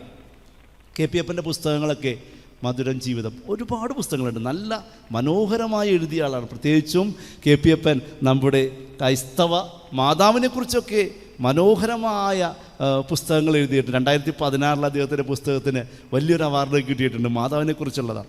KP അപ്പൻ പറയുന്നത് ഇങ്ങനെയാണ്: കുന്തിരിക്ക പുകയുടെയും ചന്ദനത്തിരിയുടെയും സുഗന്ധമുള്ളൊരു പ്രാർത്ഥനാ മുറിയാണ് പരിശുദ്ധ മറിയം. മനോഹരമായിട്ട് നമുക്ക് തോന്നും. എന്താണ് പറയുക? കുന്തിരിക്ക പുകയുടെയും ചന്ദനത്തിരിയുടെയും സുഗന്ധമുള്ള പ്രാർത്ഥനാ മുറിയാണ് പരിശുദ്ധ മറിയം. എൻ്റെ അപ്പൻ്റെ അപ്പൻ, എൻ്റെ അപ്പൂപ്പൻ പള്ളിയിലെ കപ്പേരായിരുന്നു. ഞാൻ ഓർക്കുന്നുണ്ട്, തറവാടിൽ നമ്മൾ ആ പ്രാർത്ഥന മുറി ചെന്ന ഈ അനുഭവമാണേ. ഇങ്ങനെ അപ്പൂപ്പനായതുകൊണ്ട് പള്ളിയിലെ കുന്തിരിക്ക കുറേ വീട്ടിലുണ്ടാവും, പഠിക്കണ്ട, പുള്ളി എടുത്തുകൊണ്ട് തന്നെയാണ്. കാരണം പ്രാർത്ഥിക്കാൻ വേണ്ടി കൊണ്ടുവരും. എല്ലാ കപ്പേരുമാരുടെയും മെയിൻ പരിപാടി, അയ്യോ ഇവിടുത്തെ കപ്പേര് കേൾക്കണ്ട, എല്ലാ കപ്പേരുമാരുടെയും മെയിൻ പരിപാടി അതാണ്. പള്ളിയിലൊക്കെ എന്താണ് കുന്തിരിക്ക മുഴുവനും വീട്ടിലുണ്ടാവും. എന്നിട്ട് പുകച്ച് ഭയങ്കര. അപ്പം ഞാൻ ഓർക്കുന്നുണ്ട്, ഞാൻ കൊച്ചാ, അപ്പോൾ നമ്മൾ തറവാട്ടിൽ എല്ലാ കൂട്ടൂണും പോണു. അപ്പോൾ അപ്പനുണ്ട്, എൻ്റെ അപ്പനെ ഏറ്റവും ഇളയതാണ്. അപ്പോൾ ചേട്ടന്മാരുണ്ട് 2 പേര്. ആൻറ്റിയെ കെട്ടിച്ചു വിട്ടുകൊണ്ട് ഭാഗ്യം, അത്ര ഇടി ഉണ്ടാക്കിയിട്ട് വന്നില്ല. അപ്പോൾ ബാക്കിയുള്ളവരൊക്കെ ഇടി ഉണ്ടാക്കി, വലിയ തറവാട്. അപ്പോൾ തറവാടിൻ്റെ മുമ്പിൽ പ്രാർത്ഥനാമുറി, രൂപക്കൂട്, എല്ലാ നൊവേനകളുണ്ട്. യുദാസിയുടെ മാതാവിൻ്റെ, അന്തോണീസ് പുണ്യവാളൻ്റെ എല്ലാ നൊവേനയും ഈ പിള്ളേർ കുത്തിയിരുന്ന് ചെല്ലണം. മുട്ടൂത്തില്ലെങ്കിൽ നമ്മുടെ കാര്യം പോക്കാം. കാരണം അപ്പൂപ്പന് വികാരിയച്ഛനുള്ള ദേഷ്യം തീർക്കുന്നത് പാവപ്പെട്ട എൻ്റെയൊക്കെ മുതുകത്താണ്. നല്ല അടി കിട്ടും. മര്യാദക്ക് പ്രാർത്ഥിച്ചില്ലെങ്കിൽ അടി ഉറപ്പാണ്. കൊന്ത മര്യാദക്ക് ചെയ്യില്ലെങ്കിൽ കൃത്യമായിട്ട് അടി ഉറപ്പാണ്. തലക്കെട്ടൊക്കെ കിഴുക്കൊക്കെ കിട്ടും. ഞാൻ പക്ഷെ ഓർക്കുന്നത് ആ മുറിയുടെ ഒരു ഗന്ധമുണ്ട്, കുന്തിരിക്കത്തിൻ്റെ. വിശുദ്ധന്മാർ ഒരുപാട് രൂപം ഇങ്ങനെ കുഞ്ഞു കുഞ്ഞു വലുതൊക്കെ ഇങ്ങനെ ഇരിപ്പുണ്ട്. ആ രൂപത്തിന് മുമ്പിൽ നമ്മൾ അണയുമ്പോൾ ആ തൊട്ടുപുറകിൽ നിൽക്കുന്ന, തൊട്ടുപുറത്ത് നിൽക്കുമ്പോഴുണ്ടാകുന്ന മനസ്സിൻ്റെ ഒരു വേദനകളൊക്കെ ആ മുറി കയറുമ്പോൾ ഇല്ലാതാകുന്നു. KP അപ്പൻ പറയുന്നത് ഇങ്ങനെ: കുന്തിരിക്ക പുകയുടെയും ചന്ദനത്തിരിയുടെയും സുഗന്ധമുള്ള പ്രാർത്ഥനാമുറിയുടെ പേരാണ് മറിയം. ഇനിയാണ് ഞാൻ പതുക്കെ എൻ്റെ കാര്യത്തിലേക്ക് വരുന്നത്. ജർണേച്ച സമയമായി തുടങ്ങി, എന്നാലും എൻ്റെ പ്രധാനപ്പെട്ടതിലേക്ക് ഞാൻ വരുന്നത് എങ്ങനെയാണ്? വിശുദ്ധ ഗ്രന്ഥത്തിൽ സുഗന്ധം എന്ന വാക്കിന് വിശുദ്ധ ഗ്രന്ഥം കൊടുക്കുന്ന അർത്ഥം ദൈവകൃപയുടെ അടയാളം എന്നാണ്. അതാണ് ധൂപാർപ്പണ പ്രാർത്ഥനയ്ക്കൊക്കെ വിശുദ്ധ ഗ്രന്ഥത്തിലും പ്രത്യേകിച്ചും പഴയ നിയമത്തിലും ഒരുപാട് പ്രാധാന്യമുള്ളത് അതാണ്. കാരണം ധൂപാർപ്പണ സമയത്താണ് മാലാഖ വരും, ഉറപ്പാണത്. മാലാഖ റെഡിയായിട്ടിരിക്കുകയാണ് പള്ളിയുടെ അവിടെ മുകളിൽ, തൊട്ടുമുകളിൽ ആകാശത്ത് റെഡിയായിട്ടിരിക്കുന്നത്. ധൂപാർപ്പണം ഉണ്ടോ, ആ സെക്കൻഡിൽ ആരാണ്? ആളിറങ്ങി വരും. എന്താണ് അർത്ഥം? ദൈവകൃപയുടെ അടയാളം സുഗന്ധം. സുഗന്ധമുള്ളിടത്തും മാത്രമേ തമ്പുരാൻ്റെ കൃപ ഉണ്ടാവുള്ളൂ. അതുകൊണ്ട് പള്ളിയിലെ അച്ഛന്മാരൊക്കെ, ഞാൻ പ്രസംഗിക്കാനൊക്കെ പോകുമ്പോൾ ചില പള്ളിയൊക്കെ ചെല്ലുമ്പോഴൊക്കെ നമ്മൾ പറയും, അച്ഛാ സുഗന്ധം ഇല്ലട്ടാ. ഓർമ്മപ്പെടുത്തല്ലേ, കർത്താവിനിരിക്കുന്ന ഇടങ്ങളിലൊക്കെ നല്ല സുഗന്ധം ഉണ്ടാകും. ഞാൻ ഓർക്കുന്നുണ്ട്, എന്നെ ആദ്യമായിട്ട് വീട് വെഞ്ചരിക്കാൻ കൊണ്ടുപോയത് അതിരൂപതയിൽ വലിയൊരു മോൺസിഞ്ഞോറാണ്. അദ്ദേഹത്തിൻ്റെ കീഴിൽ മനോഹരമായി ജീവിച്ച അപൂർവം ചില കൊച്ചച്ചന്മാരിൽ ഒരാൾ ഞാനാണ്. പുള്ളി എന്നെ കൊണ്ടുപോയി ഒരു പ്രാവശ്യം മുഴുവൻ. പാടോ, ഞാൻ പുറകിൽ ഇതൊക്കെ പിടിച്ച് കപ്പിയാരെ പോലെ പുള്ളിയുടെ പുറകെ. പുള്ളി ഗൗരവത്തിൽ നടന്ന പുള്ളി ഓരോ വീടിൻ്റെ അടുത്ത് എത്തുമ്പോഴും പുള്ളി നിൽക്കും, വീട്ടിലേക്ക് നോക്കും, തിരിഞ്ഞിങ്ങനെ നോക്കും. പ്രാർത്ഥനാ മുറിയിൽ മാതാവിൻ്റെ രൂപമില്ലേ, ആ വീട്ടുകാരൻ്റെ ഗതിയാണ്. അവനെ കൊന്നു പുള്ളി കൊല വിളിക്കും. എന്നിട്ട് എന്നോട് പറയും, കൊച്ചച്ചാ, എന്താച്ചാ, കൊച്ചച്ചാ ഏത് വീട്ടിൽ നീ വെഞ്ചരിക്കാൻ പോണോ, നീ ആദ്യം ആ വീടിൻ്റെ മുമ്പിൽ വന്ന് നോക്കണം. ചില വീട്ടിൽ ചെല്ലുമ്പോൾ സുഗന്ധം ഉണ്ടാവട്ടാ, ചില വീട്ടിലാ ദുർഗന്ധം ഉണ്ടാകും. സുഗന്ധമുള്ള വീട്ടിൽ നിന്ന് നീ ചായ കുടിച്ചോ ചൊറിയുന്നോ ഒരു കുഴപ്പമില്ല. ദുർഗന്ധമുള്ള വീട്ടിൽ നിന്ന് ഒന്നും കഴിക്കരുത്. പച്ചവെള്ളം കുടിച്ചാൽ പോലും നിൻ്റെ വയറ് പോവും. അത് നീ അവരോട് പറയണം. എൻ്റെ പൊന്നെ, ചില വീട്ടിൽ പോയി ഈ വീട്ടിൽ ദുർഗന്ധം എന്ന് പറഞ്ഞാൽ പിന്നെ അച്ഛൻ അവിടെ ഇരിക്കേണ്ടി വരില്ല, അടി ഉറപ്പാണ്. പക്ഷേ പ്രായമുള്ള മോൺസിഞ്ഞോർ പറഞ്ഞു, ദൈവത്തിൻ്റെ അഭിഷിക്തൻ ദേവാലയത്തിൽ നിന്ന് നിൻ്റെ ഭവനത്തിൽ വരുമ്പോൾ അവന് മനസ്സിലാവും ആ വീടിന് സുഗന്ധമുണ്ടോ ദുർഗന്ധം ഉണ്ടാകുന്നു? ദൈവത്തിൻ്റെ സുഗന്ധത്തിൻ്റെ പേരാണ് പരിശുദ്ധ മറിയം. അവൾ എവിടെയൊക്കെ ഉണ്ടോ, ഞാൻ നേരത്തെ പറഞ്ഞല്ലേ, പ്രത്യക്ഷപ്പെട്ട സഭ ഔദ്യോഗികമായി പറയുന്ന 200-ലേറെ സ്ഥലങ്ങളിൽ ദൈവത്തിൻ്റെ മാതാവ്, ദൈവപുത്രൻ്റെ തിരുമാതാവ് ഇറങ്ങി വന്നിടങ്ങളിലൊക്കെ സുഗന്ധമാണേ. മുല്ലപ്പൂവിൻ്റെ സുഗന്ധം നമ്മൾ കേട്ടിട്ടുണ്ട്, ചിലരൊക്കെ അനുഭവിച്ചിട്ടുണ്ട്. സെമിനാരിൽ വെച്ച് ഞങ്ങൾ പോയിട്ടുണ്ട്. ചില സ്ഥലങ്ങളിലൊക്കെ ചെന്ന് കയറുമ്പോൾ തന്നെ, ഓടിച്ചെന്ന് കയറുമ്പോൾ തന്നെ ശാന്തമാ മനസ്സ്. പറയും മാതാവിൻ്റെ പ്രത്യക്ഷപ്പെടലുണ്ടായി. നോക്കിക്കേ, സ്മെല്ല് ചെയ്തേ, ഒന്ന് ദീർഘശ്വാസം എടുത്തേ, നമ്മുടെ ഉള്ളിലേക്ക് ഇങ്ങനെ മുല്ലപ്പൂവിൻ്റെ ഗന്ധം ഇങ്ങനെ വരും. ദൈവത്തിൻ്റെ സുഗന്ധത്തിൻ്റെ പേരാണ് പരിശുദ്ധ മറിയം. ഹോസിയായുടെ പ്രവാചകൻ്റെ പുസ്തകം 14:7. ഹോസിയ 14:7. ലെബനോനിലെ വീഞ്ഞു പോലെ ഇസ്രായേൽ സൗരഭ്യം പരത്തും. ഹോസിയ ഇസ്രായേലിനെക്കുറിച്ച്, അനുതാപത്തെക്കുറിച്ച് പറഞ്ഞോർമ്മിപ്പിക്കുന്ന അന്തരീക്ഷമാണത്. എന്താ പറയുക? ലെബനോനിലെ വീഞ്ഞ്, ലോകത്തിലെ ഏറ്റവും മികച്ച വീഞ്ഞ് ലെബനോനിലെ, ആർക്കും കിട്ടാനൊന്നും പോകണില്ലട്ടത്, കിട്ടിയൊന്നുമില്ല, വളരെ കുറച്ച് മാത്രമുള്ളതെന്നാണ് കേൾക്കണേ. ലെബനോനിലെ വീഞ്ഞ, ഏറ്റവും ലോകത്തിലെ വിലപ്പെട്ട വീഞ്ഞ് ലെബനോനിലെ വീഞ്ഞ. അതിൻ്റെ സൗരഭ്യം, സുഗന്ധമാണ്. അതുകൊണ്ടാണ് ഹോസിയ പറയുക, നിങ്ങൾ ദൈവത്തിൻ്റെ അനുതാപ വഴിയിലേക്ക് വന്നാൽ നിങ്ങളിൽ ലെബനോൻ്റെ വീഞ്ഞിനെ പോലുള്ള സൗരഭ്യം ഉണ്ടായിരിക്കും. തളർന്നു കിടക്കുന്ന ഒരു അമ്മയെ അറിയാം, ഇടയ്ക്ക് പ്രാർത്ഥിക്കാൻ പോകുന്ന തളർന്നു കിടക്കുന്ന ഒരമ്മ, വർഷങ്ങളായി തളർന്നു കിടക്കുന്നു. പക്ഷേ അവരുടെ മുഖത്തുള്ള പ്രകാശം വിശുദ്ധരുടെ പോലെയാണ്. ഞാൻ ഇടയ്ക്കൊക്കെ പോയി അവരുടെ ആശീർവാദം മേടിക്കും. കിടക്കുന്നിടത്ത് എല്ലായിടത്തും പല സൈസ്, പല നിറത്തിലുള്ള കൊന്തയൊക്കെ വെച്ചേക്കുക. അവരുടെ മുഖത്തെ പ്രകാശം, ഒരു 10 കോടി അടിച്ചിരിക്കുന്ന ഒരാൾക്ക് കിട്ടുന്ന പ്രകാശം പോലെ അവരുടെ മുഖത്തിൻ്റെ പ്രകാശത്തിനൊത്തല്ല. തളർന്നു കിടക്കുന്ന ഒരമ്മ ആ മുറിയിലേക്ക് ചെല്ലുമ്പോൾ കിട്ടുന്ന വിശുദ്ധമായൊരു സുഗന്ധത്തിൻ്റെ അനുഭവം. പ്രിയപ്പെട്ടവരെ, നമ്മുടെ ജീവിതത്തിൽ മാതാവ് വന്ന പിന്നെ സുഗന്ധം, ദുർഗന്ധം എന്ന് പറഞ്ഞ പരിപാടിയില്ലെന്നേ. Praise the lord, praise the lord. മാതാവ് വന്ന നിൻ്റെ ജീവിതം സുഗന്ധമാണ്. പുറപ്പാടിൻ്റെ പുസ്തകം 30:36 വാക്യം. പുറപ്പാട് 30:36. സുഗന്ധദ്രവ്യത്തെ പൊടിച്ച് സമാഗമ കൂടാരത്തിലെ സാക്ഷ്യപേടകത്തിൻ്റെ മുൻപിൽ വയ്ക്കുക. അതിനെ ഏറ്റവും പവിത്രമായി കരുതണം. കർത്താവ് മോശയോട് പറയുകയാണ്. ഐ റിപ്പീറ്റ്, സുഗന്ധദ്രവ്യത്തെ പൊടിച്ച് സമാഗമ കൂടാരത്തിലെ സാക്ഷ്യപേടകത്തിൻ്റെ മുന്നിൽ വയ്ക്കുക. അതിനെ നീ ഏറ്റവും പവിത്രമായി കരുതണം. ദൈവകൃപയുടെ സാക്ഷ്യപേടകത്തിൻ്റെ മുന്നിൽ വയ്ക്കപ്പെട്ട സുഗന്ധദ്രവ്യമല്ലേ പരിശുദ്ധ മറിയം. അവൾ രക്ഷാകരമായ ചരിത്രത്തിലേക്ക് മാലാഖ വഴി അവൾ കടന്നു വരുന്നു. ഇതാ കർത്താവിൻ്റെ ദാസി, നിന്റെ വചനം എന്നിൽ സംഭവിക്കട്ടെ എന്ന് പറഞ്ഞവൾ രക്ഷാകര പദ്ധതിയുടെ, കൃപയുടെ വാതിക്കലെ സുഗന്ധദ്രവ്യമാവുന്നു. കർത്താവ് മോശയോട് പറയുന്നു, ആ സുഗന്ധദ്രവ്യത്തെ ഏറ്റവും പരിശുദ്ധമായി പവിത്രമായി കരുതണം. പണ്ട് എറണാകുളത്തിരുന്നപ്പോൾ, എറണാകുളത്തുള്ള ഒരു വലിയ ആശുപത്രിയിൽ ഇടയ്ക്ക് കുർബാനക്ക് കൊടുക്കാൻ പോകും. അപ്പോൾ പരിചയപ്പെട്ട ഒരു പാലക്കാടുകാരൻ, ഒരു പയ്യൻ, അധികം വയസ്സ്, ഒരു 10-25 വയസ്സ് കാണും. അവനൊരു അപൂർവ രോഗമാണ്. അതായത് ശരീരത്തിലെ ചുവന്ന രക്താണുക്കളൊക്കെ നശിച്ചു പോകും. അപ്പോൾ നല്ല പയ്യൻ, പെട്ടെന്ന് തന്നെ അവൻ തളർന്നങ്ങൾ വീഴും. പിന്നെ അവന് ചുവന്ന രക്താണുക്കളെ കൊടുക്കണം. വളരെ അപൂർവമായ രോഗം, ഏതു സമയത്ത് എന്തു സംഭവിക്കാവുന്നൊരു രോഗം. അപ്പോൾ ഇവൻ ഇന്ന് ആദ്യത്തെ പ്രാവശ്യം കണ്ടപ്പോൾ നല്ല വർത്താനം പറഞ്ഞ പയ്യൻ, എന്നെയൊക്കെ പോലെ തന്നെ. ഞാനപ്പോൾ അവനും എനിക്ക് ഇഷ്ടപ്പെട്ടു. അവൻ നല്ല മിടുക്കൻ. ഇടയ്ക്ക് ഞാൻ അവനുകൊണ്ടുപോയി അവിടെ നിന്ന് കിട്ടുന്ന ഉണ്ടംപൊരിയൊക്കെ വാങ്ങിച്ചുകൊണ്ട് ഒരു ചെറിയ കഷ്ണം പൊതിയിലേക്ക് ആക്കി കൊണ്ടേ കൊടുക്കും. അവനതൊക്കെ കഴിക്കും. കഴിക്കാൻ പാടില്ലവന്, എന്നാലും അവൻ പറയും, അച്ഛൻ എനിക്ക് അത് വേണം, ഞാൻ വാങ്ങിച്ചുകൊണ്ടേ കൊടുക്കും. അപ്പോൾ അങ്ങനെ ഞങ്ങൾ വലിയ കൂട്ടായി. അപ്പോൾ അവൻ പറഞ്ഞു, അച്ഛാ പ്രാർത്ഥിക്കണം, വലിയ പ്രശ്നങ്ങളാണ്. ടെസ്റ്റൊക്കെ ചെയ്തു. ഓരോ ടെസ്റ്റ് ചെയ്യുമ്പോൾ ഒരു പ്രാവശ്യം മാത്രം അവൻ പറഞ്ഞു, അച്ഛാ മാതാവിനോട് പറയണം, വീട്ടിൽ ഞാനാണ് പ്രതീക്ഷ. അപ്പനമ്മക്ക് ഞങ്ങൾക്ക് മക്കൾ പെമ്മക്കളൊക്കെ ഉണ്ടെങ്കിലും കുടുംബത്തിൻ്റെ പ്രതീക്ഷയാണ് അച്ഛൻ ഒന്ന് പ്രാർത്ഥിക്കണം. ഞാനപ്പോൾ അവന് വേണ്ടി പ്രാർത്ഥിച്ചപ്പോൾ എൻ്റെ കണ്ണീരിൽ നിന്ന് കണ്ണീര് വന്നു.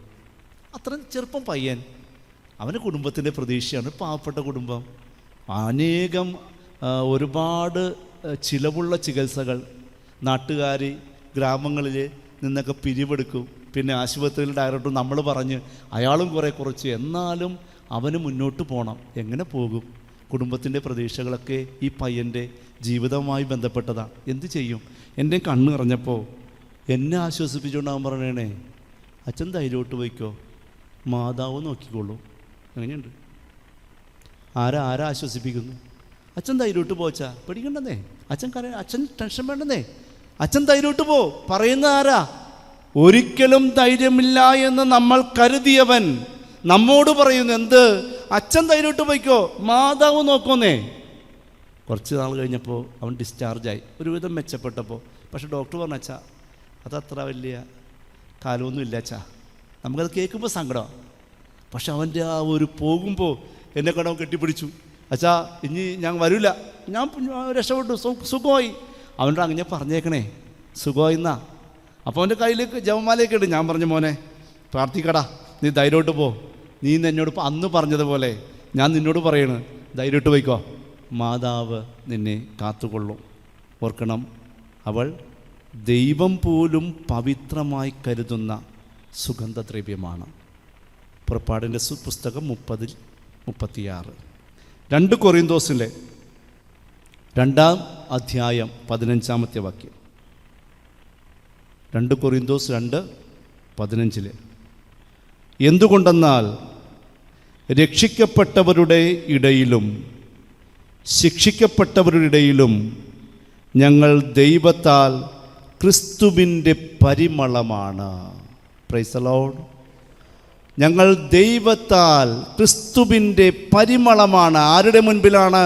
രക്ഷിക്കപ്പെട്ടവൻ്റെ മുൻപിലും ശിക്ഷിക്കപ്പെട്ടവൻ്റെ മുൻപിലും ദൈവത്തിൻ്റെ പരിമളമായിട്ട് ഒരാളുണ്ട്. അത് മറ്റാരുമല്ലെന്നേ, പരിശുദ്ധ മറിയം തന്നെയാണ്, മറ്റാരുമല്ല. എന്നും ദൈവത്തിൻ്റെ കൃപയുടെ പരിമളമായി നമുക്ക് മുമ്പിൽ മാതാവുണ്ട്. ഈ മാതാവിനെ മറന്ന് ജീവിക്കരുത്. ഒരു സാമൂഹിക പ്രവർത്തക, പണ്ടത്തെ ഓർമ്മയാണ്, അവർക്ക് ഒരു ചോരക്കുഞ്ഞിനെ കിട്ടി.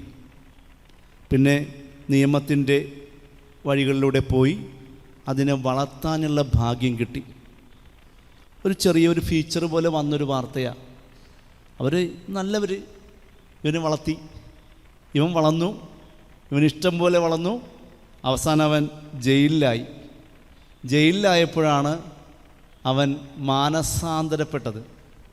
ചെയ്യാവുന്ന കുറ്റകൃത്യങ്ങൾ ചെയ്തു, ചെയ്യാവുന്ന അത്ര മയക്കുമരുന്ന് ഉപയോഗിച്ചു, എല്ലാ രീതിയിലും തിന്മയുടെ മകനായി വളർന്നു. അവനോട് ചോദിച്ചു, എന്ത് പറ്റിപ്പോയി? കണ്ണീരോടെ അവൻ അങ്ങനെ ചോദിച്ച കൗൺസിലറിനോട് പറഞ്ഞു, സാറേ, അമ്മ എന്നെ നടക്കാൻ പഠിപ്പിച്ചു, പക്ഷേ ദേവാലയത്തിലേക്ക് ഞാൻ നടന്നില്ല. അമ്മ എന്നെ വളർത്തി, പക്ഷെ ഞാൻ തമ്പുരാനിലേക്ക് വളർന്നില്ല. അമ്മ എന്നെ പ്രാർത്ഥിക്കാൻ പഠിപ്പിച്ചു, പക്ഷെ ഞാൻ ജീവിതത്തിൽ ഒരിക്കൽ പോലും പ്രാർത്ഥിച്ചില്ല. ഓർത്ത് നോക്കിക്കേ, ചിന്തിക്കണം. കുടുംബത്തിലുള്ളവരൊക്കെ ചിന്തിക്കേണ്ട വാക്കാ. എൻ്റെ അമ്മ എന്നെ നടക്കാൻ പഠിപ്പിച്ചു എന്നേ, പക്ഷെ ഞാൻ പള്ളിയിലോട്ടല്ല നടന്നേ. എന്നെ അമ്മ വളർത്തി, പക്ഷെ ഞാൻ തമ്പുരാനിലോട്ടൊന്നും വളർന്നില്ലെന്നേ. എന്നെ അമ്മ പ്രാർത്ഥിക്കാൻ പഠിപ്പിച്ചു, സ്വർഗസ്ഥനായ പിതാവ് പഠിപ്പിച്ചു, പക്ഷെ ഒരിക്കൽ പോലും ഞാൻ പ്രാർത്ഥിച്ചില്ല. കണ്ണീരോടെ പറയുന്നൊരു ജയിൽ പുള്ളി. ഓർക്കണം, നമ്മുടെ മുൻപിൽ ദൈവത്തിൻ്റെ പരിമളമുള്ളപ്പോൾ ഒരുപാട് പേര് ആ സുഗന്ധത്തെ അറിയാതെ പോകുന്നുണ്ട്. മനോഹരമായ 3 സുവിശേഷ ഭാഗങ്ങളിൽ സുഗന്ധത്തെക്കുറിച്ച് പറയുന്നുണ്ട്. യോഹന്നാൻ്റെ 12:1, മത്തായിയുടെ 26:6, മാർക്കോസിൻ്റെ 14:3.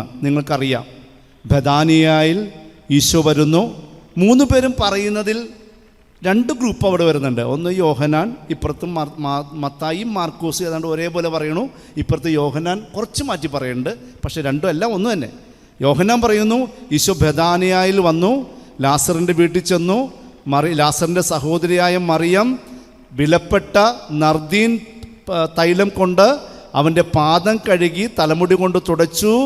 ആ തൈലത്തിൻ്റെ പരിമളം ആ വീട് മുഴുവൻ നിറഞ്ഞു.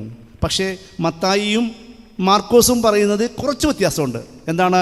ഈശോ ബെഥാനിയായിൽ കുഷ്ഠരോഗിയുടെ വീട്ടിലിരിക്കുമ്പോൾ, കുഷ്ഠരോഗിയായ ശിമയോൻ്റെ വീട്ടിലിരിക്കുമ്പോൾ ഒരു സ്ത്രീ വരുന്നു. അവൾ വിലപ്പെട്ട നർദീൻ തൈലം വെണ്ണക്കൽ ഭരണിയിൽ നിന്ന് തുറന്ന് കർത്താവിൻ്റെ ശിരസിലൊഴിച്ചു എന്നാണ് പറയുന്നത്. എന്തൊക്കെയായാലും ഒഴിച്ചു. ഞാൻ അതിന് കൂടുതൽ പറയേണ്ട കാര്യം, കാരണം ബൈബിൾ പണ്ഡിതരല്ല നമ്മളല്ല. അതെന്തുകൊണ്ട് എങ്ങനെയെന്നൊക്കെയുള്ള കാര്യം ബൈബിളുകാർ പണ്ഡിതർ പറയും. എനിക്ക് പറയാനുള്ള ഇതാണ്, അവർ വിലപ്പെട്ട നർദീൻ തൈലം ഈശോയിൽ അഭിഷേകം ചെയ്യുന്നു. എപ്പോഴാണ് അഭിഷേകം ചെയ്യുക? ഈശോയുടെ കുരിശുമരണത്തിന് തൊട്ടു മുമ്പാണ്. തിയോളജി പറയുന്നുണ്ട്, അവൻ്റെ സംസ്കാര കർമ്മത്തിനായി അവൻ്റെ ശിഷ്യന്മാർക്ക് മുൻപിൽ ഈശോയെ ഒരുക്കുകയായിരുന്നുവെന്ന്. ഇനിയുണ്ട് വിലപ്പെട്ട നർദീൻ തൈലം. അതിനെപ്പറ്റിയും പറയുന്നുണ്ട് KP അപ്പൻ. വിലപ്പെട്ട നർദീൻ തൈലം എന്ന് പറഞ്ഞാൽ അത് മറിയുവാന്നേ. പിന്നെയും പറയുന്നുണ്ട്, എന്താണ് നർദീൻ തൈലം വിലപ്പെട്ടതെന്ന് പറയാൻ കാരണം, അന്നത്തെ കാഴ്ചപ്പാടിൽ ഒരു യഹൂദൻ്റെ 1 വർഷത്തെ പണിക്കാശ് വേണം വിലപ്പെട്ട നർദീൻ തൈലം മേടിക്കാൻ. അത് കണ്ടപ്പോൾ എനിക്കൊരു സംശയം, എന്ത് ഇത്ര വലുതാണിത്? ഞാൻ വേഗം ഗൂഗിൾ, ഇപ്പോൾ എല്ലാ പരിപാടിയും ഗൂഗിളിലാണല്ലോ നമ്മ. ഞാൻ ഗൂഗിളിൽ എടുത്തു കൊടുത്തു, what is the price of nardin oil. Google അപ്പൻ കൃത്യമായിട്ട് എനിക്ക് ഉത്തരം തന്നു. അച്ഛാ, 100 മില്ലി ലിറ്റർ നർദീൻ തൈലത്തിന് അച്ഛൻ 10,780 രൂപ കൊടുക്കണമെന്ന് ഗൂഗിൾ അപ്പൻ എനിക്ക് മറുപടി തന്നു. ഇന്ന് കിട്ടിയതാണ്. 10,780 രൂപ കൊടുത്താൽ നിനക്ക് 100 മില്ലി ലിറ്റർ എന്ത് കിട്ടും? നർദീൻ കിട്ടും. ബൈബിള് കൃത്യമാണേ പറയണേ, വിലപ്പെട്ടത്. ബൈബിളിൻ്റെ അന്നത്തെ കാലഘട്ടത്തിൽ പറഞ്ഞ ഒരു യഹൂദൻ്റെ 1 വർഷത്തെ അധ്വാന ഫലം കൊണ്ട് ഒരു വെണ്ണക്കല്ല് നിറച്ചുള്ള എന്ത് നർദീൻ പരിമള തൈലം വാങ്ങിക്കാൻ കഴിയുമോ? അതായത് KP അപ്പൻ വീണ്ടും വരുന്നു, വിലപ്പെട്ട നർദീൻ തൈലത്തിൻ്റെ പേര് മറിയമെന്നാണ്. ഒന്നുകൂടി ധ്യാനപൂർവം ചിന്തിക്കാം. എന്ത്? ക്രിസ്തുവിൻ്റെ കുരിശുമരണത്തിന് തൊട്ടു മുൻപ് തന്നെ മറിയമെന്ന വിശുദ്ധ തൈലം ക്രിസ്തുവിനെ അഭിഷേകം ചെയ്യുകയാണ്. എന്ത് സുന്ദരമെന്ന് നോക്കി. സ്വന്തം അമ്മ നമ്മുടെ അടുത്തുണ്ടെങ്കിൽ നമ്മൾ ആരെങ്കിലും പേടിക്കോ? അച്ഛന്മാർ പറയാറുണ്ട്, ഞങ്ങൾ അച്ഛന്മാർ പറയും, സ്വന്തം അമ്മയൊക്കെ മരിച്ചു പോയാൽ ഒരച്ഛനും പിന്നെ വീട്ടിൽ പോകാൻ തോന്നൂല അല്ലേ പഠിച്ച? ശരിയല്ലേ? അത് വീട്ടിൽ പോകാൻ തോന്നൂലെന്നേ. അമ്മ എന്ന് വരെ ഉണ്ട്. നമ്മൾ ചെല്ലണമെന്ന് പറഞ്ഞാൽ അമ്മ പൊളിക്കും, മോനെ ആ ഇഷ്ടപ്പെട്ട ആ കറി ഉണ്ടാക്കി വെക്കട്ടെ. ആ കറി എന്താണെന്ന് ഞാൻ പറയൂല, പറഞ്ഞാൽ തീർന്ന് നമ്മുടെ കാര്യം. പറഞ്ഞാൽ പിന്നെ അത് മാത്രം നമുക്ക് സിസ്റ്റർമാർ തരുള്ളൂ. അതുകൊണ്ട് അമ്മ അത് ഒരിക്കലും പറയൂല. അമ്മ ചോദിക്കും, മോനെ അത് എടുത്തു വെക്കട്ടെ. ഞാൻ എൻ്റെ അമ്മനെ എല്ലാ ദിവസവും വിളിക്കും. രാവിലെ 1 മണിക്കൂർ വൈകിക്കഴിഞ്ഞ് ഞാൻ വിളിക്കും. അമ്മ പറയും, ഞാൻ മിണ്ടൂല. ഞാൻ പറയും, എന്തേ? അമ്മ പറയും, താൻ എന്താ എന്നെ വിളിക്കാഞ്ഞ്? താൻ വിളിച്ചു കഴിയുമ്പോഴാണ് എനിക്കൊരു ഉന്മേഷം. ഞാൻ അമ്മനോട് പറയാതെ മനസ്സിൽ പറയും, അമ്മനെ വിളിച്ചു കഴിയുമ്പോഴാണ് എനിക്കൊരു ഉന്മേഷം. ഇതാണ് ജീവിതത്തിൻ്റെ ഓർമ്മപ്പെടുത്തൽ. ഒന്ന് മനോഹരമാണ് നോക്കിക്കേ. ക്രിസ്തുവിൻ്റെ കുരിശുമരണത്തിന് മുമ്പ് തന്നെ അവൻ്റെ ശിരസിലൂടെ പാദം വരെ ഒഴുകപ്പെടുന്ന വിലപ്പെട്ട നർദീൻ തൈലം, അത് പരിശുദ്ധയായ അമ്മയുടെ ജീവിതം തന്നെയാണെന്ന് പറയുമ്പോൾ മനോഹരമായി നമുക്ക് തോന്നും. വേർപെട്ട് ജീവിക്കുന്ന ദമ്പതികളെക്കുറിച്ച് എനിക്കറിയാം. ഭാര്യ പറഞ്ഞു, അച്ഛാ, പണ്ട് ഞാൻ മനോഹരമായി മാതാവിൻ്റെ പാട്ട് പാടും. പാട്ട് കേട്ട അയാൾ, എൻ്റെ ഭർത്താവ്, ഇങ്ങനെ കണ്ണടച്ചിങ്ങനെ ആ പാട്ടിൽ ലയിച്ചിരിക്കും. ഇപ്പോൾ കേട്ടിരിക്കാൻ അയാളില്ലാത്തത് കൊണ്ട് ഞാൻ മാതാവിൻ്റെ പാട്ടല്ല ഒരു പാട്ട് പോലും പാടാറില്ല. കണ്ണീരോടുകൂടി തൊട്ടടുത്തിരിക്കുന്ന, വേർപെട്ട് ജീവിക്കുന്ന ഭാര്യയുടെ ഈ വാക്ക് കേട്ട് കണ്ണീരോടെ തൊട്ടടുത്തിരിക്കുന്ന ഭർത്താവ് പറഞ്ഞു, പണ്ട് ഞങ്ങൾ മെഴുകീരി കത്തിച്ചു വെച്ച് ഞങ്ങളുടെ കൊച്ചു വീടിൻ്റെ അൽത്താരയിൽ കൈകോർത്ത് പിടിച്ച് ജപമാല ചൊല്ലുമായിരുന്നു. പണ്ടേ പ്രാർത്ഥന നിർത്തിയതിനാൽ ഇവിടെ ഒരു മെഴുകുതിരി പോലും കിട്ടാനില്ല. ഓർത്ത് നോക്കിക്കേ, ആ കുടുംബം എത്രമാത്രം തകർന്നല്ലേ. എന്തുകൊണ്ട് തകർന്നു? എങ്ങനെ തകർന്നു? മാതാവിൻ്റെ സുഗന്ധത്തെ മാറ്റി നിർത്തി അവർ ജീവിതത്തിൻ്റെ സ്വന്തം കാര്യത്തിൻ്റെ ദുർഗന്ധങ്ങളുടെ പിറകെ പോയി, വെറുപെട്ടുപോയി. ഇനി യോജിപ്പിക്കാൻ പറ്റില്ല എന്നേ.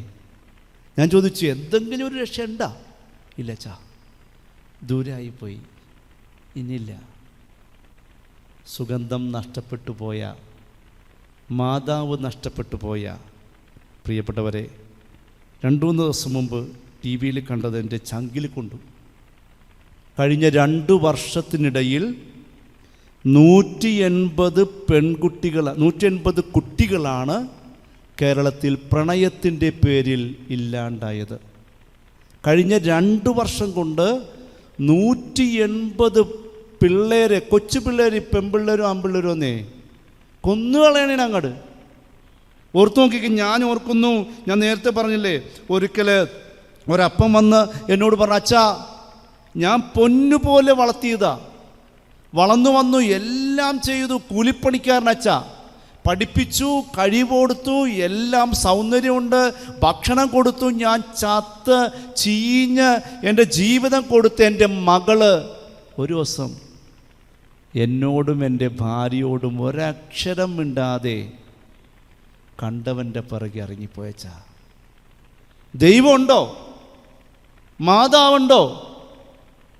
ഞാൻ ചോദിച്ചു, മോക്ക് എന്തൊക്കെ കൊടുത്തെന്നാ പറഞ്ഞേ? നല്ല ഉടുപ്പ് കൊടുത്തോ? കൊടുത്തു. ഭക്ഷണം കൊടുത്തു. വിദ്യാഭ്യാസം എല്ലാം കൊടുത്തു. എല്ലാം കഴിഞ്ഞപ്പോൾ ഞാൻ ചോദിച്ചു, സമയാസമയങ്ങളിൽ കർത്താവിനെ കൊടുത്തോ? താൻ കൊടുത്തോ? അപ്പൻ ഒരൊറ്റ കരച്ചില. ദൈവത്തെ കൊടുക്കാൻ മറന്നുപോയത് കൊണ്ട്, ഈശോയെ കൊടുക്കാൻ മറന്നുപോയത് കൊണ്ട്, മാതാവിനെ കൊടുക്കാൻ മറന്നുപോയത് കൊണ്ട് എത്രയോ പിള്ളേരാ, കൊച്ചു പിള്ളേരെന്നേ, നല്ല മിടുക്കന്മാരും മിടുക്കികളൊക്കെ 180 പിള്ളേര് കഴിഞ്ഞ 2 വർഷം കൊണ്ടില്ലാണ്ടായി. ഞാൻ അപ്പനോട് അമ്മനോടൊക്കെ പറഞ്ഞിട്ടുണ്ട്, മക്കൾ അറിയണമെന്നേ നിങ്ങളുടെ ജീവിതത്തിൻ്റെ വേദനകൾ, മാതാവിൻ്റെ ദുഃഖവും വേദനകളൊക്കെ അറിഞ്ഞ മകനായിരുന്നു കർത്താവ്. അതുകൊണ്ടല്ലേ അവൻ 30 വർഷക്കാലം അവൻ്റെ ജീവിതത്തിൻ്റെ ചൂടുചോരയുടെ ത്രില്ലുള്ള കാലം, ആ ബൈബിളിൽ പറയുന്ന അവൻ മാതാപിതാക്കൾക്ക് കീഴടങ്ങി ജീവിച്ചവനാ കർത്താവ്. എന്തുകൊണ്ട്? അവനറിയാം തൻ്റെ വളർത്തുപിതാവിൻ്റെ നൊമ്പരങ്ങൾ, അവനറിയാം തൻ്റെ അമ്മയുടെ ജീവിതത്തിൻ്റെ കുരിശെടുപ്പുകൾ അറിയാമായിരുന്നവനാ കർത്താവ്. ഞാൻ പറഞ്ഞു, ഈ ഇരിക്കുന്ന ഏതെങ്കിലും അപ്പൻ സ്വന്തം മക്കളെ വിളിച്ചിരുത്തി പറഞ്ഞിട്ടുണ്ടോ, മോനെ കഷ്ടപ്പാട്ടാടാ നിന്നെ വളർത്തണേ, നിനക്ക് ചോറ് കിട്ടുമ്പോൾ നീ ഓർക്കണം നിൻ്റെ അപ്പൻ അത്രയും കഷ്ടപ്പെടുന്നുണ്ട്. നിങ്ങൾ ആരെങ്കിലും പറഞ്ഞിട്ടുണ്ടോ? ഞാൻ ഒരു സ്ഥലത്തൊരു ധ്യാനത്തിൽ ഞാൻ ചോദിച്ചു, കൈവക്ക്. അപ്പന്മാരും മക്കളെ വിളിച്ചിരുത്തി, മക്കളെ നിൻ്റെ ഇട്ടിരിക്കുന്ന ഉടുപ്പിന് പുറകിൽ നിൻ്റെ അപ്പൻ്റെ ചോരയുണ്ടാ എന്ന് പറഞ്ഞ് ഏതെങ്കിലും അപ്പനുണ്ടാ പറയാൻ പറഞ്ഞു. എല്ലാ അപ്പനും പറയുമോ? എല്ലാ അപ്പനും ഞാൻ ബലം പിടിച്ചിരിക്കും. എന്ത് കിട്ടി? ഞാൻ ചോദിച്ചു, അമ്മയോട് ചോദിച്ചു, അമ്മേ ഏതെങ്കിലും അമ്മമാർ പെമ്മക്കളോട് പറഞ്ഞോ, മോളെ നിനക്ക് അറിവില്ലാത്ത കാലത്ത് നിനക്ക് പാതിരാത്രിയിൽ അസ്വസ്ഥതകളും രോഗവും വന്നപ്പോൾ ഉടുതുണിക്കും മറുതുണിയില്ലാതെ ഓടി നിന്നെയും എടുത്തുകൊണ്ട് ആശുപത്രിയിൽ പോയൊരമ്മയാണ് ഞാൻ എന്ന് ഏതെങ്കിലും അമ്മ മക്കളോട് പറഞ്ഞിട്ടുണ്ടോ? നമ്മളൊന്നും പറയില്ല, ചാകുന്നേ മക്കൾക്ക് വേണ്ടിയിട്ട്. അവസരം മക്കൾ എന്ത് ചെയ്യും? ഒരു കോന്തം വന്നൊരു ചിരി ഇരിക്കുമ്പോൾ അത്രയും നാളത്തെ അപ്പൻ്റെ അമ്മയുടെ ചിരിക്കൊന്നൊരു വിലയില്ലെന്നേ. കണ്ട പറയാൻ പോയിക്കളെ. ഒരു ദിവസം എൻ്റെ അടുത്ത് ഒരുത്തി വന്ന് ഇങ്ങനെ പോയോട്ട്, അച്ഛൻ എൻ്റെ സാഹചര്യം മനസ്സിലാക്കണമെന്ന് പറഞ്ഞു. ഞാൻ പറഞ്ഞു, മോളെ നീ കുറച്ചങ്ങോട്ട് നീങ്ങിയെന്നോ, അല്ലെങ്കിൽ അതൊക്കെ ഞാൻ ചെയ്തു എന്ന് പറഞ്ഞു. പ്രിയപ്പെട്ടവരെ, എന്തുകൊണ്ട് 180 പേര് ജീവിതത്തിൻ്റെ തുടുത്ത സമയത്തില്ലാണ്ടാകുന്നു? കുടുംബത്തിൽ മാതാവിൻ്റെ സുഗന്ധം നഷ്ടപ്പെട്ടു പോയി. ചെകുത്താൻ്റെ ദുർഗന്ധങ്ങൾ നമ്മുടെ മക്കളിലേക്ക്, നമ്മുടെ കുടുംബങ്ങളിലേക്ക് കയറിക്കൊണ്ടിരിക്കുന്നു. അത് എനിക്ക് തോന്നുന്നു പണിയച്ചൻ കുറേ പറഞ്ഞു കാണും, അല്ലെങ്കിൽ ജേർണലിച്ചൊക്കെ ഇവിടെ പറഞ്ഞു കാണും, എനിക്കറിയാം, പറയാതിരിക്കാൻ വയ്യ. നമ്മുടെ കുടുംബങ്ങളിൽ മാതാവിൻ്റെ സുഗന്ധത്തിനപ്പുറം ഒരുപാട് പൈശാചികതകളുടെ ദുർഗന്ധങ്ങൾ പെരുകുന്നുണ്ട്. അത് മറന്നു പോകരുത്. മറ്റുള്ള രീതി നമ്മുടെ സംസ്കാരത്തെ, സഭയെ, നമ്മുടെ ജീവിതത്തിൻ്റെ വിശ്വാസ പ്രമാണത്തെ മാറ്റിക്കളഞ്ഞ് വലിച്ചെറിഞ്ഞു കളഞ്ഞുള്ള യുവജീവിതങ്ങൾ ഒരുപാടുകൾ വന്നുകൊണ്ടിരിക്കുന്നു. വിശ്വാസത്തോടെ കയ്യിൽ പ്രാർത്ഥനയിൽ ജപമാല മുറുക്കി പിടിച്ചേ പറ്റൂ. കാരണം അത്രമാത്രം അപ്രിയ സത്യങ്ങളാണ് പ്രിയപ്പെട്ടവരെ നമ്മുടെ മുൻപിലേക്ക് വരിക. എൻ്റെ സമയം കഴിഞ്ഞു, ഞാൻ അവസാനിപ്പിക്കുന്നു. എഫേസോസിൻ്റെ 6:18 പറയുന്നത് ഇങ്ങനെ, സന്ദേശം ഇതാണ്: അവിശ്രാന്തം ഉണർന്നിരുന്ന് പ്രാർത്ഥിക്കുവിൻ. അവിശ്രാന്തം ഉണർന്നിരുന്ന് പ്രാർത്ഥിക്കുവിൻ. ഒരു നിമിഷം നമുക്ക് കണ്ണുകളടക്കാം, കരങ്ങളെ ഒരു നിമിഷം ഒന്ന് നെഞ്ചോട് വയ്ക്കാം. അമ്മേ മാതാവിൻ്റെ നിൻ്റെ ദിവ്യ സുഗന്ധം കടന്നു വരുന്ന ഈ സന്ധ്യയിൽ സമർപ്പിക്കണമേ ഞങ്ങളെല്ലാവരെയും, പ്രത്യേകിച്ച് വൈദികരെ, സമർപ്പിതരെ, സന്യാസിനിമാരെ, കുടുംബങ്ങളെ, അപ്പന്മാരെ, അമ്മമാരെ, മക്കളെ, യുവതി യുവാക്കളെ ഒക്കെ സമർപ്പിക്കുന്നു. നിൻ്റെ സുഗന്ധം ഞങ്ങളുടെ ഉള്ളിൽ എന്നും നിറയട്ടെ.